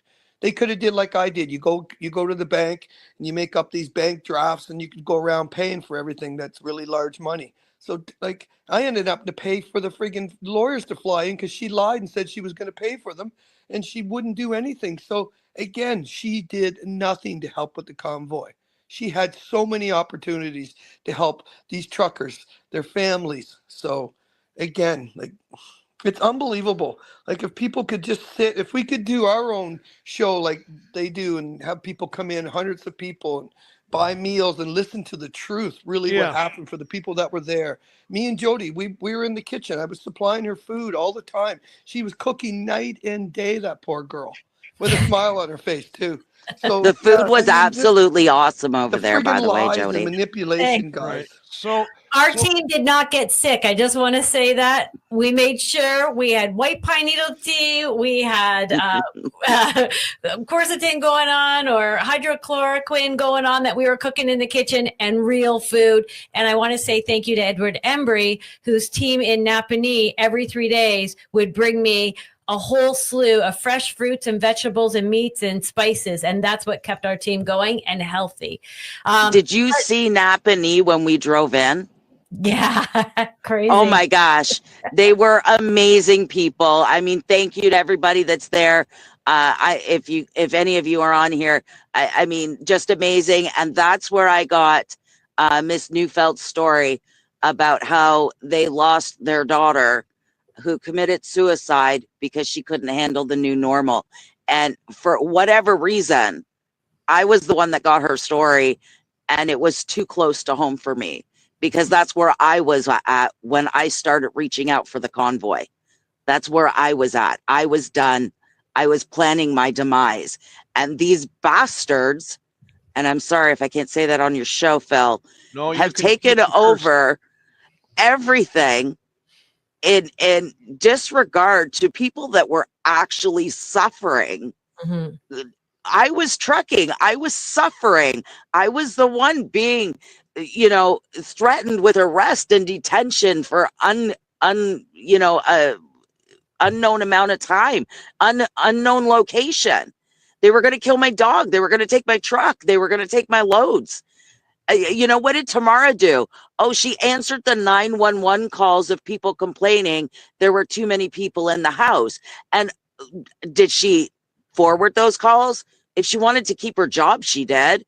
She also was the secretary treasurer for Maverick, and she helped write the statement and put the statement out that the COVID-19 mandates were not something they were going to get involved in. It was an election issue. Time out. So my understanding was she was communications director for Maverick. Sorry, I may have got that wrong. Yes. Okay. So it's been reported by people other than me that, yes, that it was curious that she was a communications director for Maverick, and Maverick would not take a position on COVID, but then she left Maverick to come to the convoy. Now you could argue, well, maybe she was unhappy at Maverick, right? She left could argue after she was in the convoy. Yeah, that's true. That's true. She left after, because when we found out that she was part of Maverick, I'll never forget this. When Brigette told me, we were there inside the lobby, I actually asked her, "Are you part of the Maverick party?" And she's like, "Oh, not anymore." And she played it off, and everybody's looking around, and I'm looking at people, and we're all like, yeah.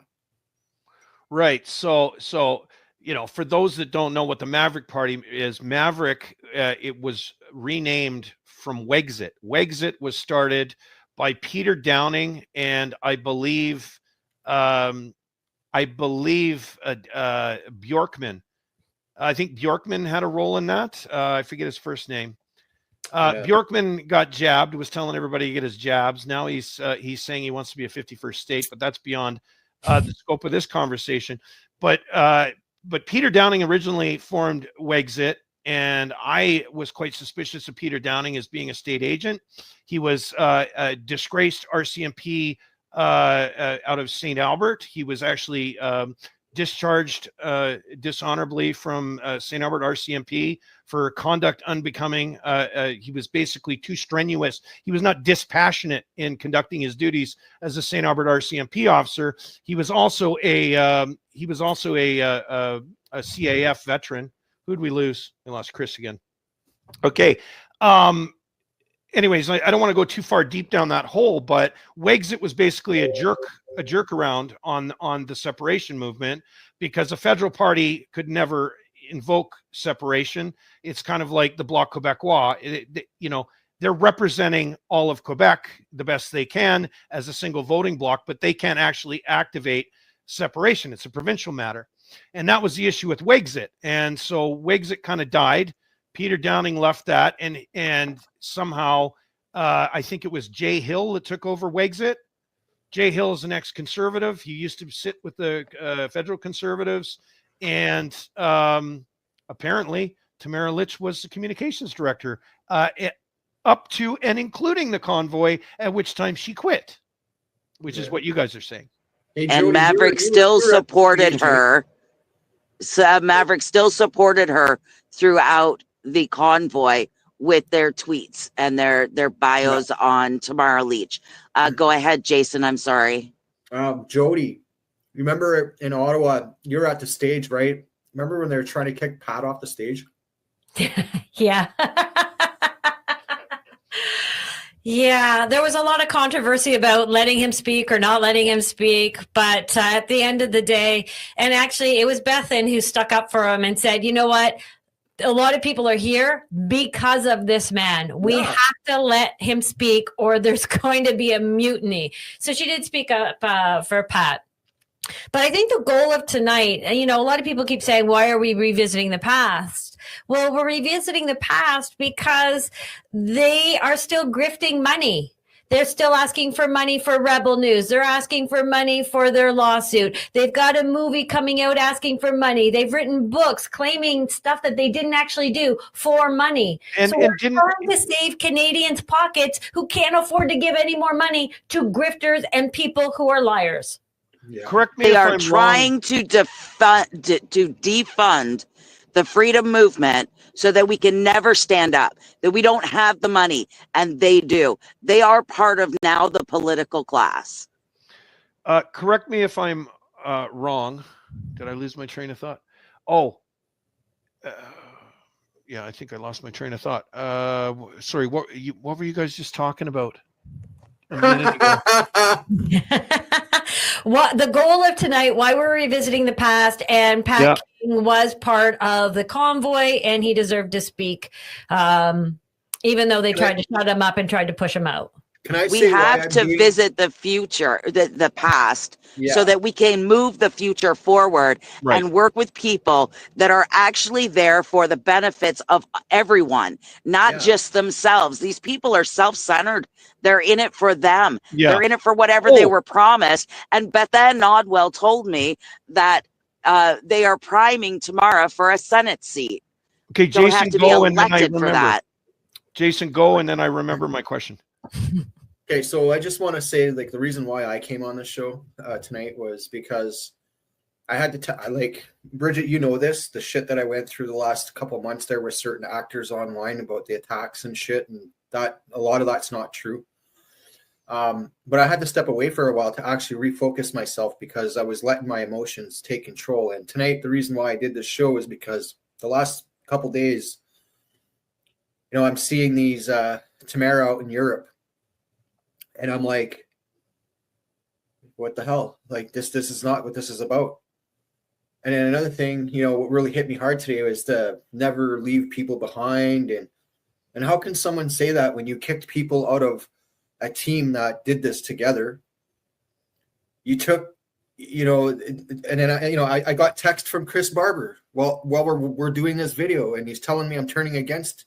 Look at, man, I have no loyalty to Tamara. She did nothing for me like the rest of us. So how can anybody, Chris, Barber, I know you're watching. How can you say to me, I'm turning my back? All I've watched is division. You should learn from what you're saying because I've seen some shit you say too, and I'm guilty of that too because I've trolled too. I'm no different. But the fact of the matter is you would think that we as a team put something so great together and worked collectively with people to make it happen, and we let it get taken over by a lawyer. You're grifting for fucking money. You're writing books and shit, telling a narrative that's not true, forgetting the rest of us. It's interesting that finally I'm happy I can actually say this. Thank you, Phil, for putting this show together, for getting us together so that we can move forward and tell the truth as it should be and stop telling the lies and let them run with it. Because that's not fair for Brigette. It's not fair for me. It's not fair for every Canadian who went down there to fight for what we were fighting for. And it's ridiculous to sit there and see this narrative play out, and we're all like, what? So Yeah. I don't agree with what they're doing whatsoever at all. But I think showing a unified front might change the course of what this movement represents, and might bring people back together and unite us, because that's what our true leadership should have been from the get-go, right from the start. So I apologize to people too, because I feel I failed people, being I was in a role where I could have been more more passive and not so hateful at times. But it is what it is. We're all angry, but here we are today. We're trying to work to tell the truth and move forward and tell it as it is, the way it should be. You're saying Chris Barber is watching? Yeah, he messaged me. Can I have the floor for a minute, Phil? Yeah, go ahead. Chris? I got something to say, Chris, too, but yeah, Chris, you're watching. How could you? How could you?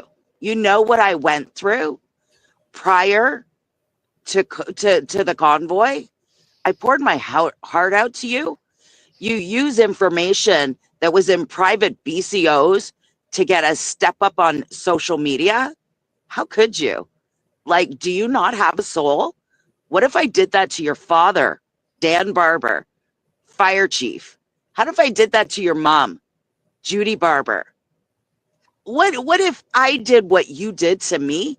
Because I have children. I have beautiful children. I have a husband who I have repeatedly asked to stay out of it. But you bring everybody in to come and attack me for what? For dollars? Do you need silver that bad? I feel sorry for you, bud, because when I met you, I thought you had a soul. You don't have one. Wow, powerful words. Okay, we're not letting Chris off the hook yet. No, one more Barber, thing. you watching? Let's not forget about Pat. I want people to know that we all defend Pat. Hold on. We got no time limits here. First, I need to ask a question. Who among you has read Tamara Lich's book? I have. Not me. Does she mention Pat King? I'm told that she doesn't even mention Pat. I don't believe she did. Can you? I could be imagine? wrong.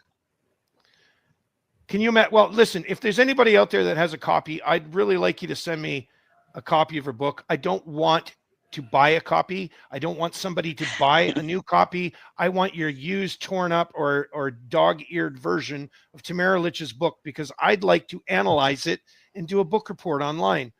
Well, you can get one for about $4 now. They're not worth very much. Next question. How many of you are familiar with the story of Chris Barber and his jabs? Oh, the ones that were shot into the garbage by his nurse, and then he was written a card and it was put into the system for him. That story? Well, I wish we told me he was jabbed. I wish we still had Chris Freedom here, Chris Garrah, because the plot thickens. Here's what was told to me. Now this is hearsay, but this is 100% truth of what was told to me. Chad Eros told me that Chris Barber had bragged that he had got his jabs, and while the early days of the embargo were on against people crossing the border as truckers, you had to be jabbed, that during those early days, he got extra money on his loads because he was jabbed, and that he was glorified over the fact that he got so much extra money on his loads. That's how it was reported to me by Chad Eros. Now, can any one of you validate that story? I can validate that story because Chad and I have had that conversation. I have the text messages of Chad and I. I also have the messages between Chris and I talking about his jabs that were shot into the garbage can. And I calling him out and saying, let's do a blood test, bud. And you're calling me a druggie and an alcoholic, and I'll do a pee test, but I pee test all the time. So put your money where your mouth is, and so he never does. It's reported in the media that he's jabbed. He's admitted as much, but he skirts the issue. Here's the point. Yeah. There's Dana Metcalfe. Hey, Dana, you want me to send you a link, Dana? Who's got Hey, Dana's lovely phone number? lady. I seen that I comment actually and I had to do. laugh. She's in the hospital taking care of her mom right now, but she's managed to tune in. Dana, you're Our welcome mom's to with you. join the show. We can get you a link. Unfortunately, I'll my send it phone right isn't now. sending. I'll send it. Okay, perfect. Thank you, Jody. You're Let's welcome. get Dana Metcalfe in here. She's a lovely gal. Yes, it is dirty laundry because you know what? Chris fucking Barber, this fucking dickhead that helped act as a pit bull against anybody that spoke out about what they fucking did to Pat King. They sent that motherfucker to go and slander us. And guess what? Chris Barber has slandered me in coordination with Shadow Davis and Jeremy McKenzie multiple occasions, getting all these people saying that I'm fucking crazy. Well, guess what, Barber? I'm planning to sue you, but I'm going to wait till you're sentencing before I launch the case because I want you to be in fucking prison when the legal papers come down. I want your wife to have to deal with it. Do you understand? You told me to fuck my mother, Chris. I'm going to get you. I'm going to fucking sue you. Here's the truth about my story. I'm almost broke. I'm this close to homelessness, motherfucker. I've wasted $275,000 of my own personal equity fighting this fight for 4 fucking years while you float around doing your fucking bullshit, pretending you're a big shot. Motherfucker, if you got 2 jabs, I don't even think you should be driving truck anymore. You should probably be on the fucking bench because you're not safe for the road anymore. We see all these single vehicle driver fucking accidents happening everywhere. And let me tell you something, Barber, you're not going to be the next Humboldt. So get your fucking ass out of the truck, park the fucking big red, and get ready because I'm going to drop a lien on that motherfucking big red truck of yours. And I'm going to sue your fucking balls off. Phil. He sold it to his dad. Phil. Yeah, well, I guess I'll have to come after your property. Fucking dickhead. Yeah, Do you have any edibles? Maybe you need one. Well, listen, I've been holding this up for a long time. I've been humiliated by that motherfucker. I've I had know, I Jeremy hear you, McKenzie and his whole fucking clan come after me, telling me to kill myself after my brother committed suicide and my fucking cousin committed suicide. My cousin was a nurse anesthesiologist. He was a well-educated fucking guy, and he killed himself in the middle of this fucking COVID shit. And I got fucking Barber telling me to fuck my mother. I don't even speak to my mother. She won't speak to me since I spoke out, Barber. You fucking weasel shit motherfucker. I want to fight you anytime, any place. He's too much of a coward. He calls people out and he won't do it.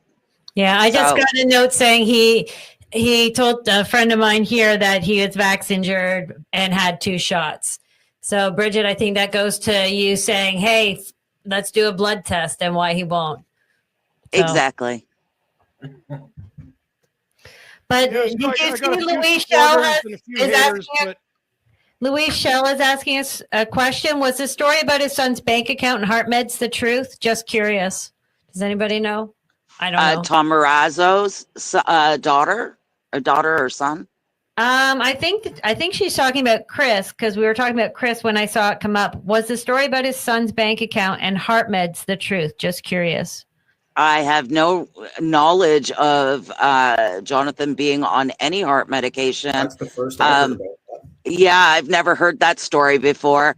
And as far as Jonathan's bank account, see, this all leads to something else.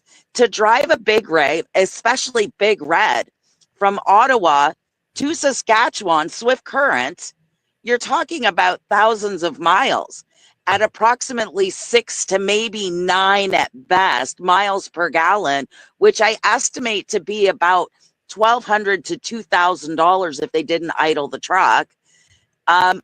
If his bank accounts were frozen, how did he afford to go home? He had said in the POEC that all his bank accounts were frozen, including his business ones. He left on a Friday, so he couldn't have sorted out his fuel cards commercially until Monday. Good question. Somebody had money. Wasn't us. Wasn't us. No. So is Dana joining us? Do you know? I don't know. I sent it and it said that it delivered. Okay. Now, Well- Phil, if you are going after Chris, you may just find yourself in a class action. There are a lot of people that are sick of Chris Barber and sick of his online content and sick of being a target. It's not just Barber. It's going to be Barber, McKenzie. You know, I think I can probably come up with a couple others. But anyways, let's not dwell on that too much. I'm hoping that Dana will join us. What I'd like to do, we're into our second hour. If you guys want to hang around, see if Dana will join us. What I'll do is I'll play another clip. She's putting her lipstick on. Okay. She's putting without it. Just get on here. She's putting on her placenta. Okay, so I'm going to play another Convoy song. I'm sure you're all familiar with RC the Rapper on some level. Oh my God, you have that guy's track, really? I've got all his tracks loaded in here. Oh, Here we that's go. awesome.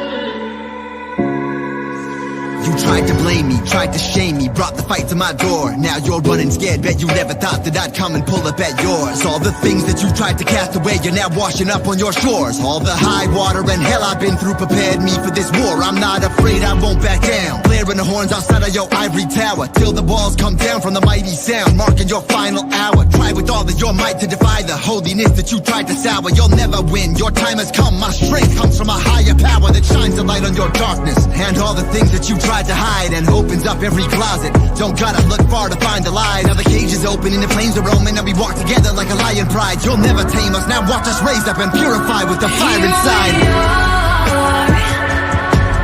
No fear till the walls come down and we see clear. Unshakable, unmovable, unwavering, unbreakable, like tides that breathe and rising seas, unstoppable, untamable. The light that lives within us has no rival, is untouchable, infinite, limitless, indestructible. They're terrified to let us shine. When we stand together, we're ironclad in unity. There's power greater than the type these tyrants have, sending in their thugs who find us smiling back at their violent acts. Now that the dam has broken, there's no hope for them to wind it back. We're coming into our power and realizing what we really need, and it's not advice from a coward who says more restrictions will set us free. There's no weight behind it like powder. All we need is each other now. Vibration raising, their plan is failing, their house of cards is coming down. The force that courses through our veins is powerful and permanent, and flows from high in heaven, somewhere far beyond the firmament. The darkness had its day, but only paved the way to a total shift, where planet Earth and humanity live in harmony without globalists. No fear till the walls come down and we see clear. Unshakable, unmovable, unwavering, unbreakable, like tides that breathe and rising seas, unstoppable, untamable. The light that lives within us has no rival, is untouchable, infinite, limitless, indestructible. They tried to hold us down, but the extra weight just made us stronger, kicked us to the ground. But we got up and stood up taller, tried to demonize our pride, but all they did was make us prouder. Tried to cover up our voices and only made us raise them louder. Tried to keep us from our faith, locked our churches, cuffed our preachers. Now our prayers are even louder. They created more believers, tried to block and censor us and bury us in lies, but that made us better judges. All they did was make us wise. There's nothing they can do to stop these changes that are coming. The angel choirs are singing and our ancestors are drumming. Child, smile and do not fear, for the devil cannot play a hand that isn't drawn from his creation and all a part of our Father's plan. No fear till the walls come down and we see clear.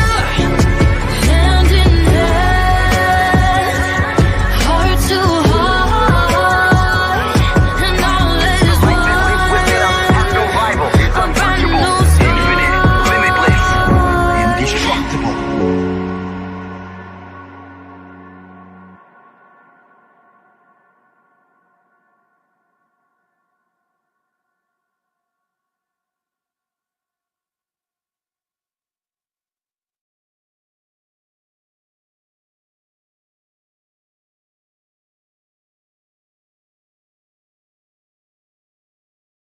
New from Wacko, Little Justin Trigger and Truck Set.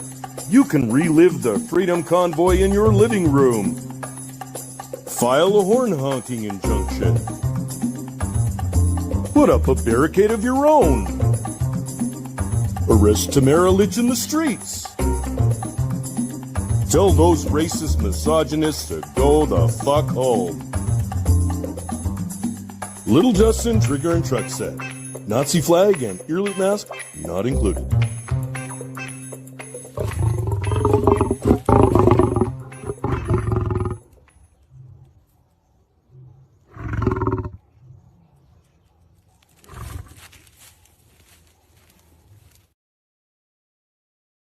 That was just a little gratuitous plug, you know. I like to do voiceovers, and I have this thing for Thurl Ravenscroft.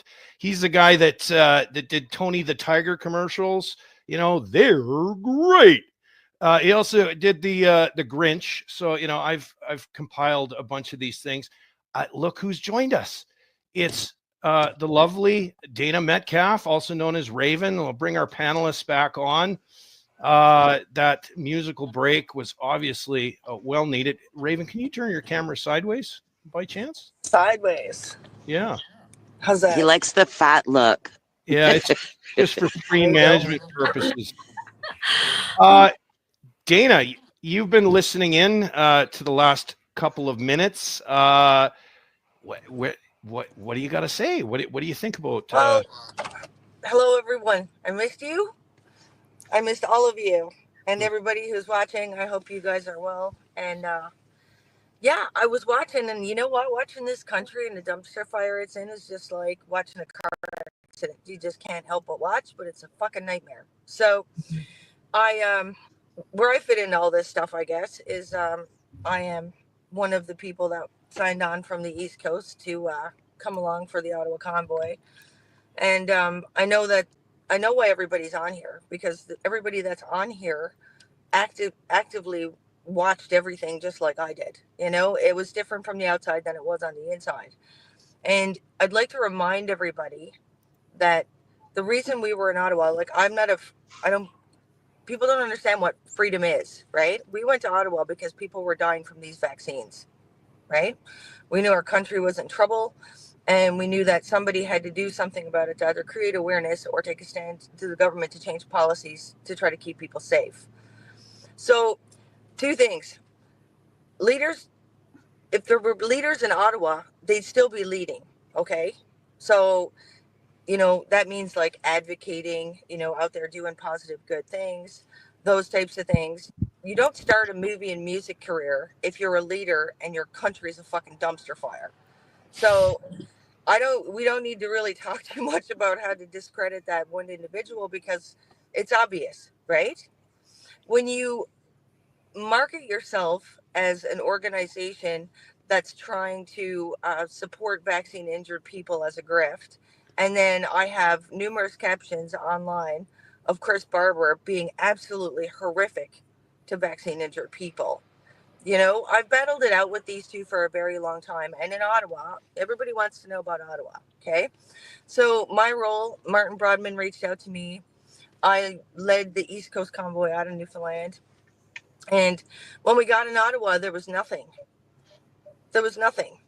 And I mean nothing. There was no organization for the trucks. There was no communication set up. There was no maps. There was no laptops. There was no computers. There was nothing.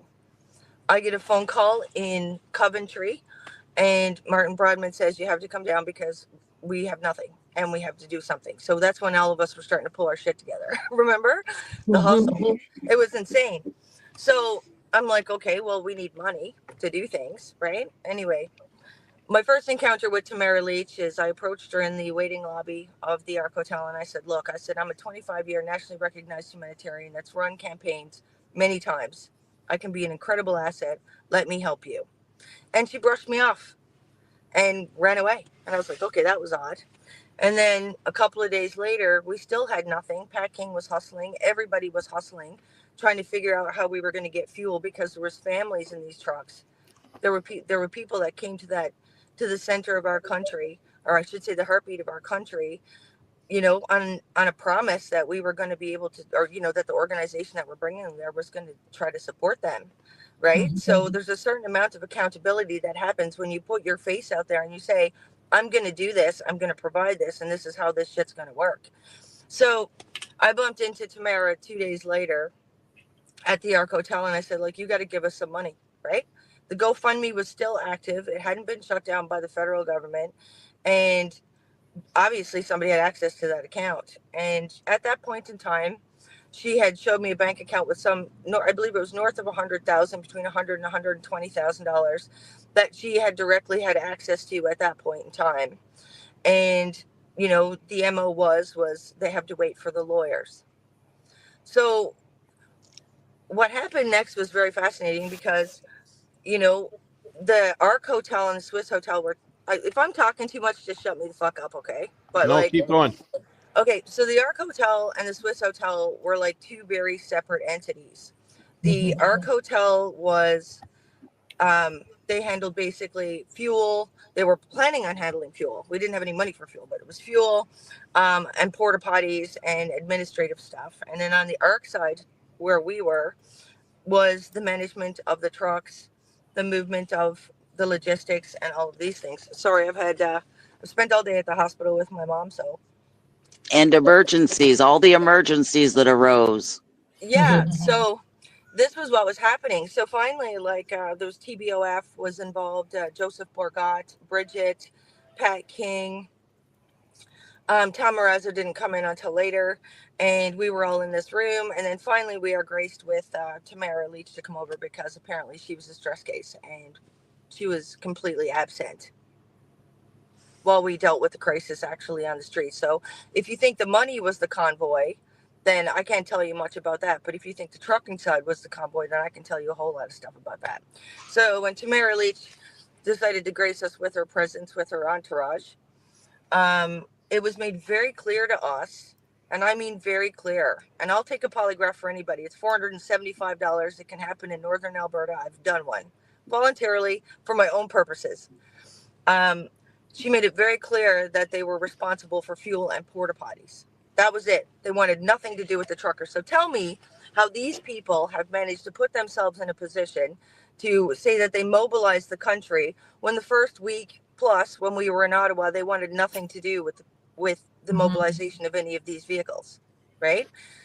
But there was still no proposal put forward to the government as to why we were in Ottawa, which put us in constant jeopardy. If that was their department, they should have said, hey, we're here having a peaceful thing. These are what we want gone, is the mandates and stuff like that. The government was like, in part, we gave them an excuse because they're like, why are all these people in Ottawa and what the hell do they want? Instead, people were ordering wine and lobster and steaks and shit over in the other building where the money was, while Pat King was out hustling. Now, I don't know what went on with Pat King and Tamara Lich and those guys, but I know that I stepped into the role of media relations for the Ark side of the hotel. So what happened is we put together all the podcasters we could find in the one room, and I started facilitating pressers. During that time, she had a hard-on for Pat King. Pat King couldn't be anywhere. He couldn't be on film anywhere. Now, the problem that I had with all of that is if Pat King wasn't there, I don't know the man super well, but there would have been a lot of cold people on those streets in Ottawa. There would have been a lot of cold people on those streets. So anyway, they told me that basically, like, you know, if I put him on the film, if I put him on one of the pressers, that, you know, I was in big trouble. Big trouble, right? So, you know, it was interesting. It's just interesting to see the perspective. Okay, so Canadians see Chris Barber and them out pretending to try to do this accountability project for a graft. Then we got Tamara, who's going off and doing her thing as a rock star and doing a GoFundMe to make a movie. And we have the real Canadians. The true heart of this country was the actual truckers that had their identity stolen, so these two could go around and pretend like they're the Rolling Stones. You know, I want to remind everybody on here that's watching, even us that are around this table right now, that our country is in big trouble. And we don't have time for false prophets or false leaders. So if Chris and Tamara are watching and they are the leaders that they think they are, or they project themselves that they are, then get the fuck off the TV and the radios going around self-promoting yourself and help us get back to the table so we can create an action plan moving forward collectively to save this country, but they have no interest. That's it. That's my rant. No, you nailed it. You nailed it on the head. Oh, it's so frustrating to watch. Like, it's painful to watch. Yeah, I know I've had conversations with most of the people sitting at this table about what we're seeing and what's going on as our country continues to go down the fire dumpster. And, you know, so-called leaders can't even speak to what on earth is going on in our country. And they get asked because they're on interviews all the time, and they're on the Joe Rogans and the Tucker Carlsons and sitting right beside Christine Anderson. They get asked all the time, but they can't even speak to it. They have no clue what's going on because they're not boots on the ground. They're not true leaders. And they weren't true leaders before the convoy started. And they certainly haven't presented themselves as true leaders after the convoy ended. Jody, like, people are dying everywhere. Exactly. People are dying everywhere. Everywhere. And anybody that's in a position of power, whether politicians or freedomers or patriots or whatever you want to call them, if they're not talking about our brothers and sisters and our mothers and our fathers fucking dying, right? Right there. They're in it for the wrong reasons. Yep. They're in it for the wrong reasons. Yep. Some of these people want to stay relevant, right? Because they have been insignificant their whole goddamn lives. So now they got 5 minutes of fame and they want this thing to go on forever. At the cost of what? I want to quote Tom Marazzo. Yeah. He said, some of the people went on the convoy to be something or to be somebody, something like that. And other people just went on the convoy because we had to. Isn't that what he did?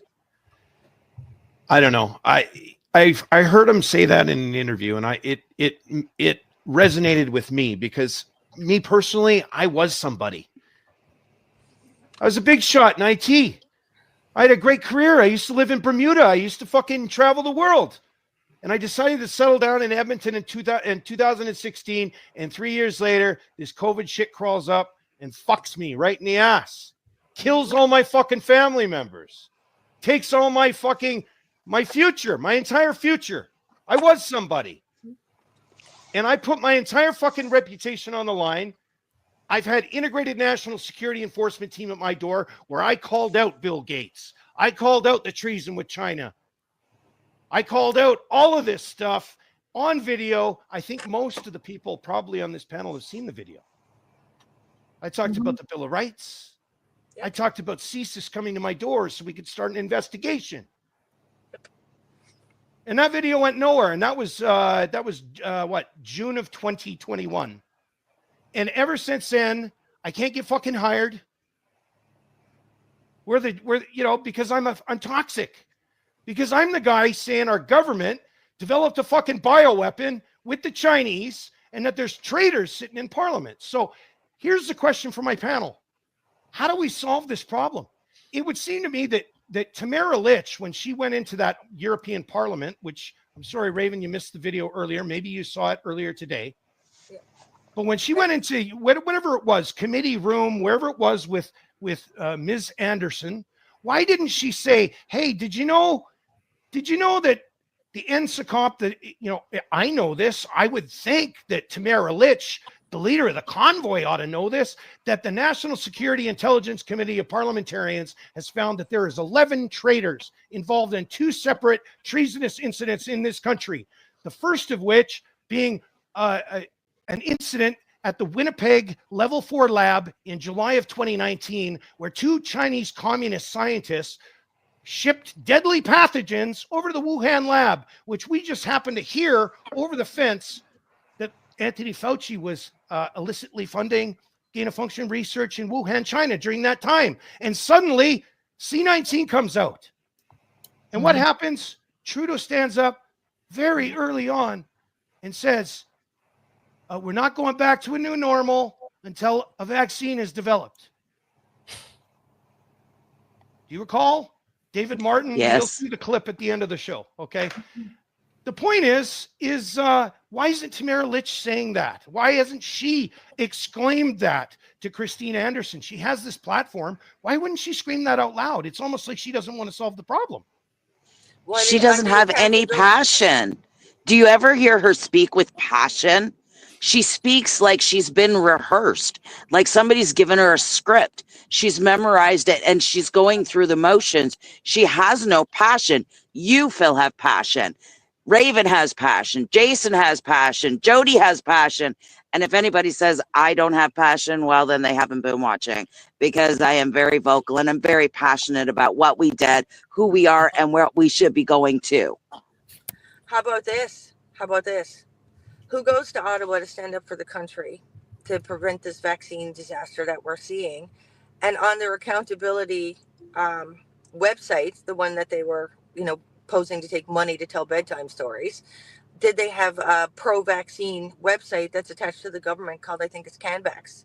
Yep. Why are they promoting vaccines? For over 10 days, that was up on their website until everybody, I think it was Dr. Laura Brecken, who called them out. Braden, yep. And it was 10 days that it was up there before they finally took it down and then removed all of their people that they support, including Vaccine Choice Canada and Silent Survivors. Why would you remove those two? They've been shouting from the rooftops about vaccine injuries since the beginning of time. Silent Survivors never supported them. Ever supported them. Yeah, I know, she never did. Vaccine Choice Canada did either. They just took those and put them up. I'm going to tell you guys something. There's only a few hang of us on in one this- sec. One sec. Hold your thought. Mrs. Doubt Pfizer says, check out this case, Dave Freedom. I have a feeling this is probably the Ontario Superior Court ruling on help me out, Jody. Alford versus Canada. Alford versus Canada is probably what that is. I can't look at that. Mrs. Doubtfire, great name. Trudeau must go. Sorry, Jason, didn't want to interrupt, but we're going to have to talk about that legislation. Shortly. Go ahead. Oh, okay. I was saying in regards to like how we're passionate about the activism that we work on, when we do the work. I've never seen, when it comes to Silent Survivors, I know her very well. Dallas. And yeah, I know Dallas very well. And Dallas came out to my protest and we supported each other when I was down there doing that protest for the national shutdown. And I've seen other of us support her and try to help her out. Yep. But I've never seen Chris or Tamara ever support anyone else in the endeavor of trying to bring accountability for the cause we fought for. Exactly. And as I said earlier, Take Action Canada was running Justice for the Vaccinated. We had a bus going all over Western Canada, which my understanding is where Chris and Tamara live. I didn't see them donate. I didn't see them lend their faces. I didn't see them donate their time to come in and even speak on the stage or to even listen to the stories, the hundreds of stories that were told during those I guess it was a whole month or 2 months of doing the bus. When we were running the event in Toronto to try and get it going in Toronto, they didn't show up. They didn't support it. They didn't back it. They've never showed up for Dallas. Ever. Jody, let's shift gears, because I know that the audience and probably all of us are going to become dispirited if we keep focusing on what they didn't do. Let's talk about what we need to do now. So before you guys get into it, it's 1:40 in the morning and I've been at the hospital all day. I just wanted to see your beautiful faces, so I'm going to tap out and go get some sleep. I love you all. And everybody that's watching, stop giving your money to grifters. Cheers. And don't forget, love you, Raven. Talk Real soon. Freedom Fighters, you guys support Pat. Pat's going to court September 16th, I believe it is. And it would be great if a lot of us could show up for his and support him for that. I just want to. Sorry, can you say it one more time? I don't think he wants me there, but yeah. Say it one more time, Jason. Those of us, like Pat's done a lot for us, like we all have, we all acknowledge that. And you know what? It would be great if we could all come together and show him some support when he goes to court September 16th. Be there for him. I thought it was Or January. January 16th. I got that. January That's a long ways 16th. away. Yeah, That sorry, was my like bad. September. I meant to say January January. 16th is this sentencing. It's just thinking September. Sentencing, right? Yeah. January 16th. January 16th. Yeah. Okay, and Chris and Tamara are waiting their verdict. In March. Yeah, it won't be for March. And the thing is, Pat's case will set a precedence for their case because Pat's case is in a higher court. So whatever happens to Pat will more than likely happen to Chris, at least. I don't believe it'll happen to Tamara. I believe she's going to walk and Chris is going to take the fall, but that's my personal opinion. So there's one other case that's going to affect them all, and that is two other cases that are going to affect them all. I thought I would be able to draw up the names really quickly, but I can't. But if you listen to Dave Freedom, there's another case revolving around whether you can be charged with mischief without having an accuser and if some sort of a crime. They're accused of mischief just for being there. And what the Crown is trying to do is have these charges stand without an accuser and without a specified crime. Just being in attendance of a zone where the police said you can't be is mischief. So if that happens, that will affect all of them. That'll affect Pat, Chris, and Tamara. Right. And Dave Freedom has talked to Chris. I got the two of them in touch, or I had been asked to get the two of them in touch. I don't know. I don't remember exactly how that went. But Chris said, how am I supposed to listen to that guy? I have lawyers. Like, the guy's a nobody. And I'm like, Dave Freedom's got it going on, because how many guys have walked because of that man? Like, exactly. He's been doing good work out there. He's exactly. And he was free. For free. Yeah, absolutely for free. Yeah. Between him and Chris Weisdorf, for free. And they've been getting people off where lawyers haven't been able to get anybody off, but these two have been getting people off and helping them. Right. Okay, so the next thing that we should talk about that also involves Dave Freedom is, and I think that's what Mrs. Doubtfeiser is talking about, is that Alford versus Canada case. So what can we do moving forward? Alford versus Canada was this ruling that upheld parliamentary privilege in context of the National Security Intelligence Committee of Parliamentarians. The federal government is attempting to appeal that decision, but it is not currently in court. And I know this is super boring and everybody's yawning.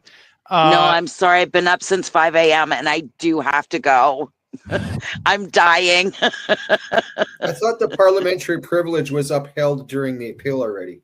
It was upheld in the decision in 2022, but the government is appealing it, trying to strike that down, and they're going all the way to the Supreme Court, is my understanding. Yes. But the decision has not been made. It's not been put before the court yet. So right now, the Ontario Superior Court decision is binding, which means Pierre Poilievre could name the names on the floor of Parliament, and he's not doing it. Oh no, that's because CSIS announced was like a week ago. CSIS made a public statement to CBC Global stating that they were going to sit down with Poilievre and divulge that information to him. And that was supposed to happen like in the next couple of weeks. At the end of the day, there's a whole lot of MPs sitting there that have that information. Right.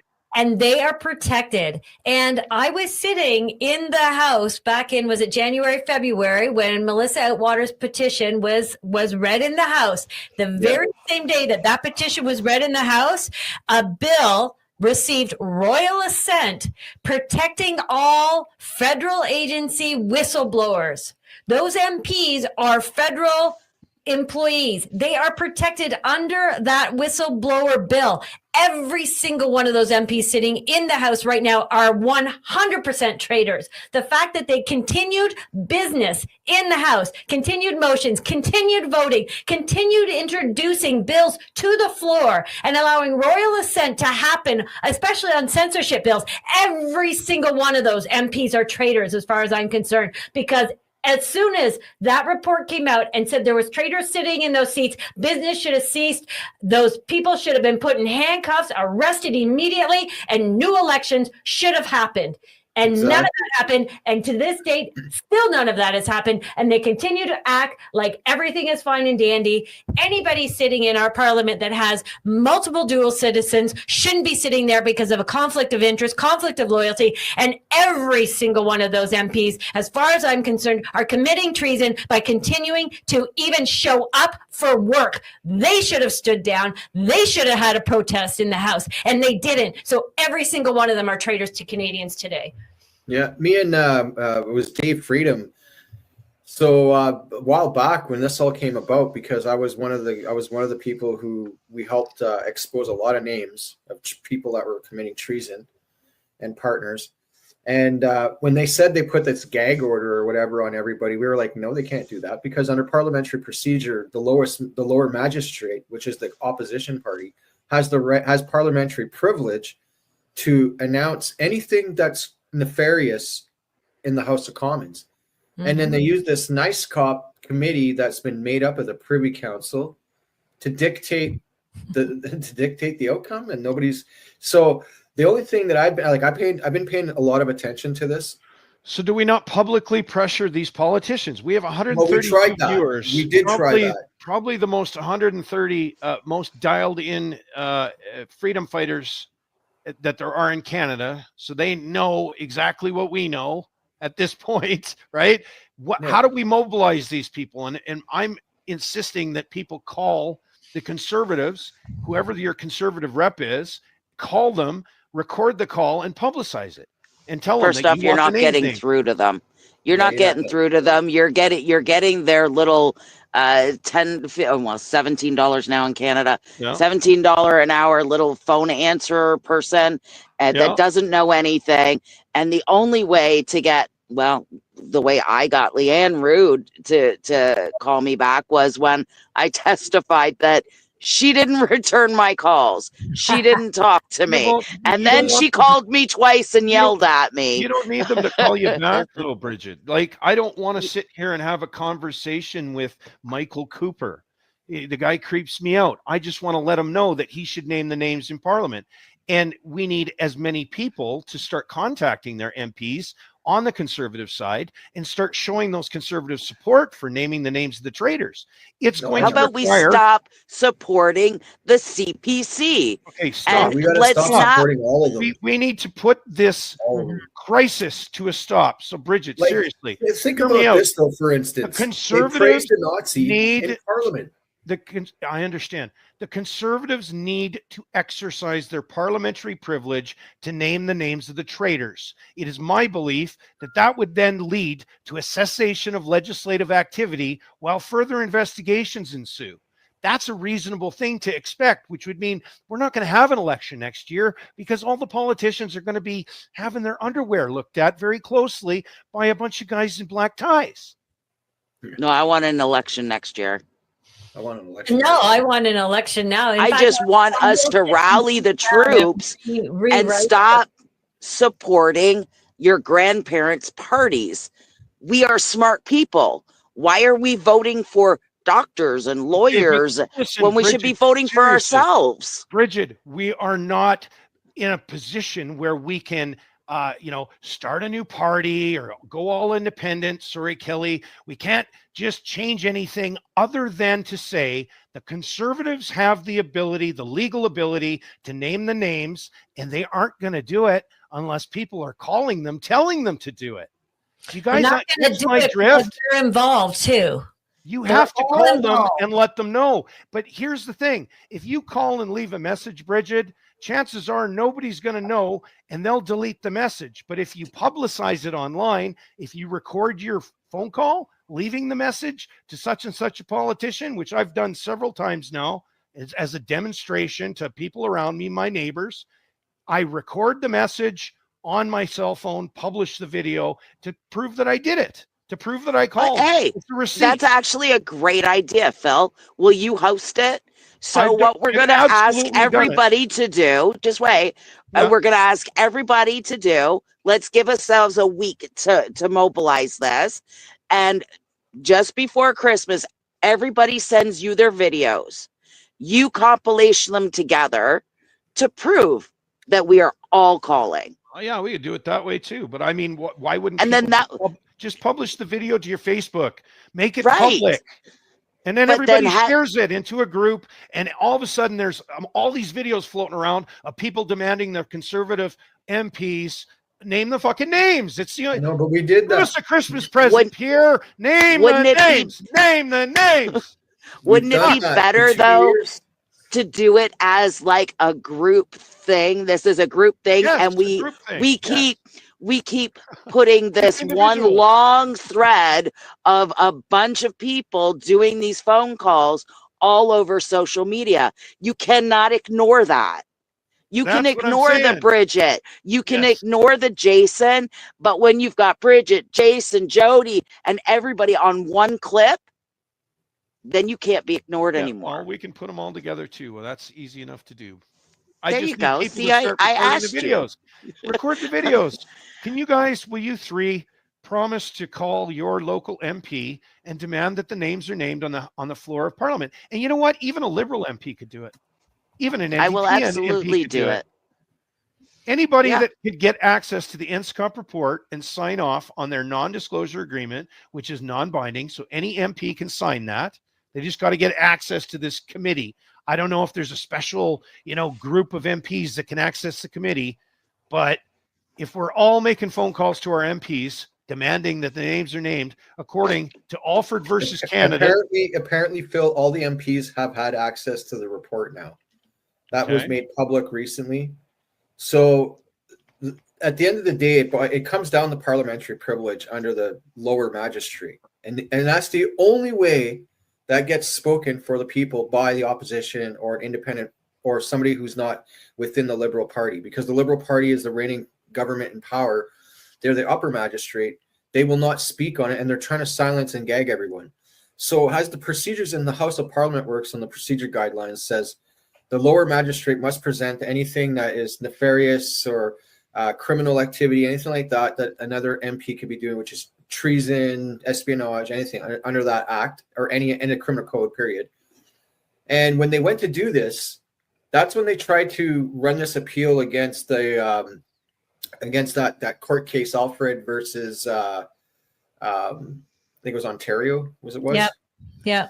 And then, but again, it wasn't spoken on. So therefore, meaning that if that hasn't been spoken in a court of law under the Supreme Court yet, or even under the Magistrate Court of the Ontario provincial, then that means the law stands right now. And so the question is why aren't anyone from the opposition or the lower magistrate speaking on our behalf to ask those questions?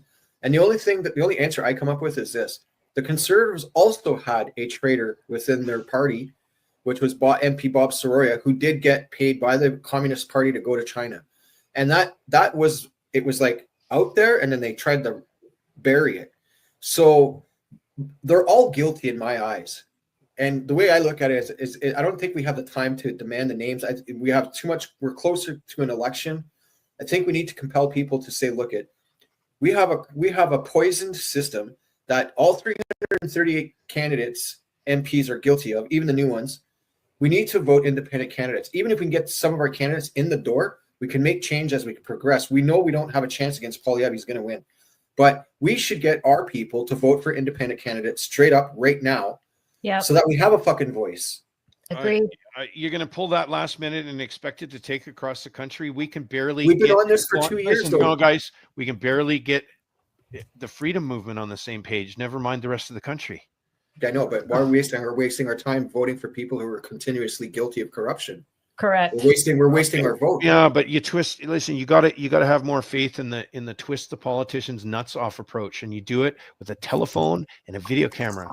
Screw that. Go in front of their houses. We were doing that before the Freedom Convoy. We were playing hockeys in front of all of their houses with all our signs and cheering whatever message it is you need to message. Eileen DeVilla, Doug Ford, they hated us. Christine Elliott. We were in front of their houses and it wasn't just the weekends that we went to their house. Screw the weekends. We were there at nighttime when after having dinner, who's out in front of their houses? We were with our signs. We were with our lights, with our megaphone. Are we megaphoning politicians' houses? No, we were. And I tell you what, it worked because the neighbors started getting pissed off that we were there all the time. And then they started hearing it from their neighbors as well. And Jody, do you know I had a condition that I could not even possess a megaphone? I had that condition put upon me in 2021. I got a loud voice. I got a theater voice. We're good. When you guys went on the convoy, I wasn't even allowed to touch a megaphone in public. I know. You could have rolled paper though. That's not a megaphone. Oh, you can also use you can use a roadside cone. They work pretty good too. Right.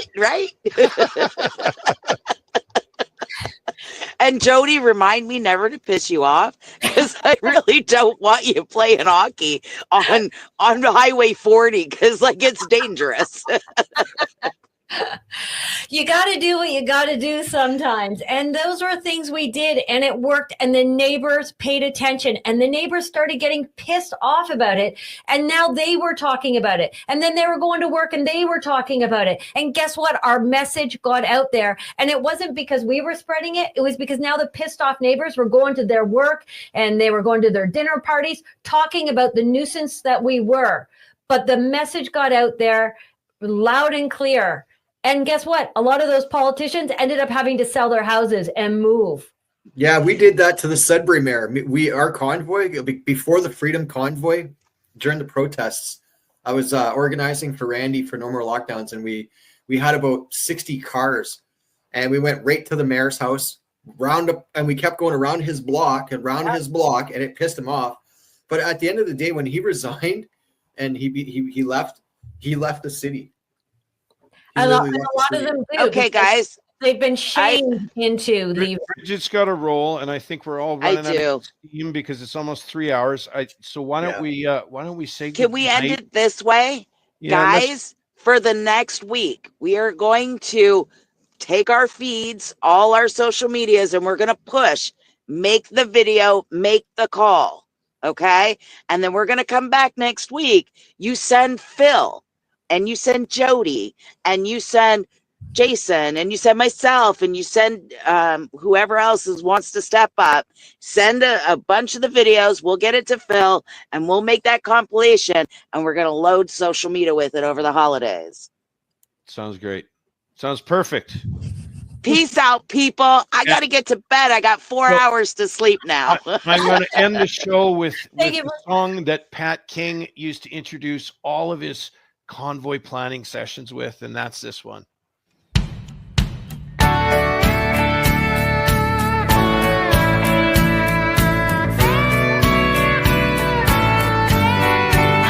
This is the song I had to write. It's been keeping me up all night. It's all wrong. What's going on? I'm just doing all I can to make it right. You ask me why I stand up and fight. I do it for love. I do it for freedom. Without them, those life would have no meaning. Oh, my sisters, oh, my brothers, working man and all the single mothers, for a country whose eyes are getting colder. It's gonna take a lot more of us, civilian soldiers.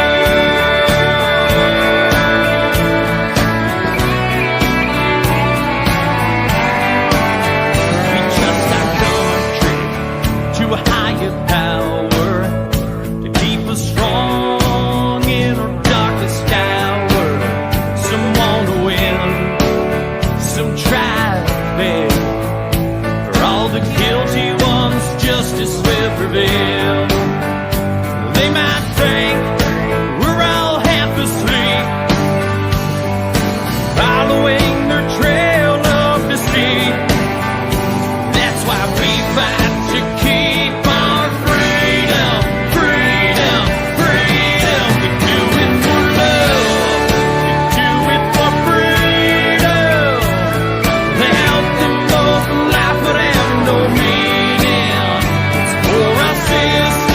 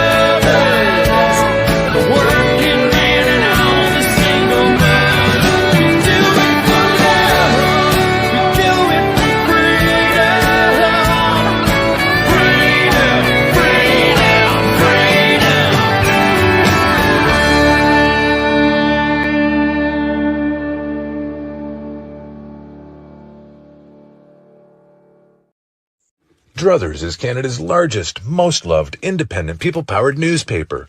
Now with over 8.5 million copies printed and distributed coast to coast by concerned Canadians like you. Please, donate, subscribe, volunteer, get involved. Together we can save this country. If you stand for freedom, go to www.druthers.net.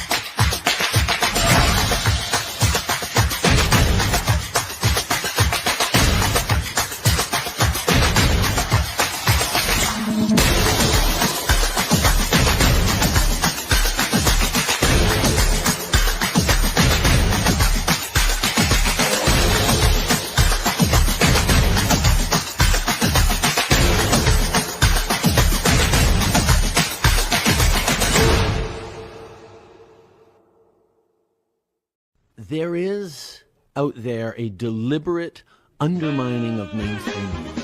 Mais aussi des gens qui sont farouchement opposés à la vaccination. Sont extrémistes. Qui ne croient pas dans la science, qui sont souvent misogynes, souvent racistes aussi. C'est un... You deserve better. You deserve a government that's going to continue to say, get vaccinated. Don't think you can get on a plane or a train beside vaccinated people and put them at risk. A number of people have testified in this inquiry referencing your widely published comments and calling the unvaccinated racist and misogynist. And we have heard testimony in this inquiry about how some of your officials wanted to label protesters as terrorists. Un petit groupe, mais qui prend de la place. Et là, il faut faire un choix en tant que leader, en tant que pays. Est-ce qu'on tolère ces gens-là? Would you agree with me that one of the most important roles of a prime minister is to unite Canadians and not divide them by engaging in name-calling? I did not call people who are unvaccinated names. The small fringe minority of people who are on their way to Ottawa or who are holding unacceptable views that they're expressing do not represent the views of Canadians who have been there for each other. There are the conspiracy theorists, there are the social media drivers who are trying to do everything they can to keep people in their little filter bubbles, to prevent people from actually agreeing on a common set of facts, the way CBC and CTV, when they were our only sources of news, used to project across the country, at least a common understanding. I think most people would be shocked to find out that when you have the Prime Minister of Canada getting up in front of a camera in the spring of 2020, this will be the new normal until a vaccine is developed, telling the world that the only way forward is to allegedly return to a new normal when there is a vaccine. What Trudeau did not tell the public was that he had a financial stake in the outcome of that being the selected pathway forward. Two companies were formed, Arbutus Pharmaceuticals and Acuitas Pharmaceuticals. What interest do you have in Arbutus Pharmaceutical, Mr. Trudeau? Thank you for coming out. They ask about Acuitas Pharmaceutical.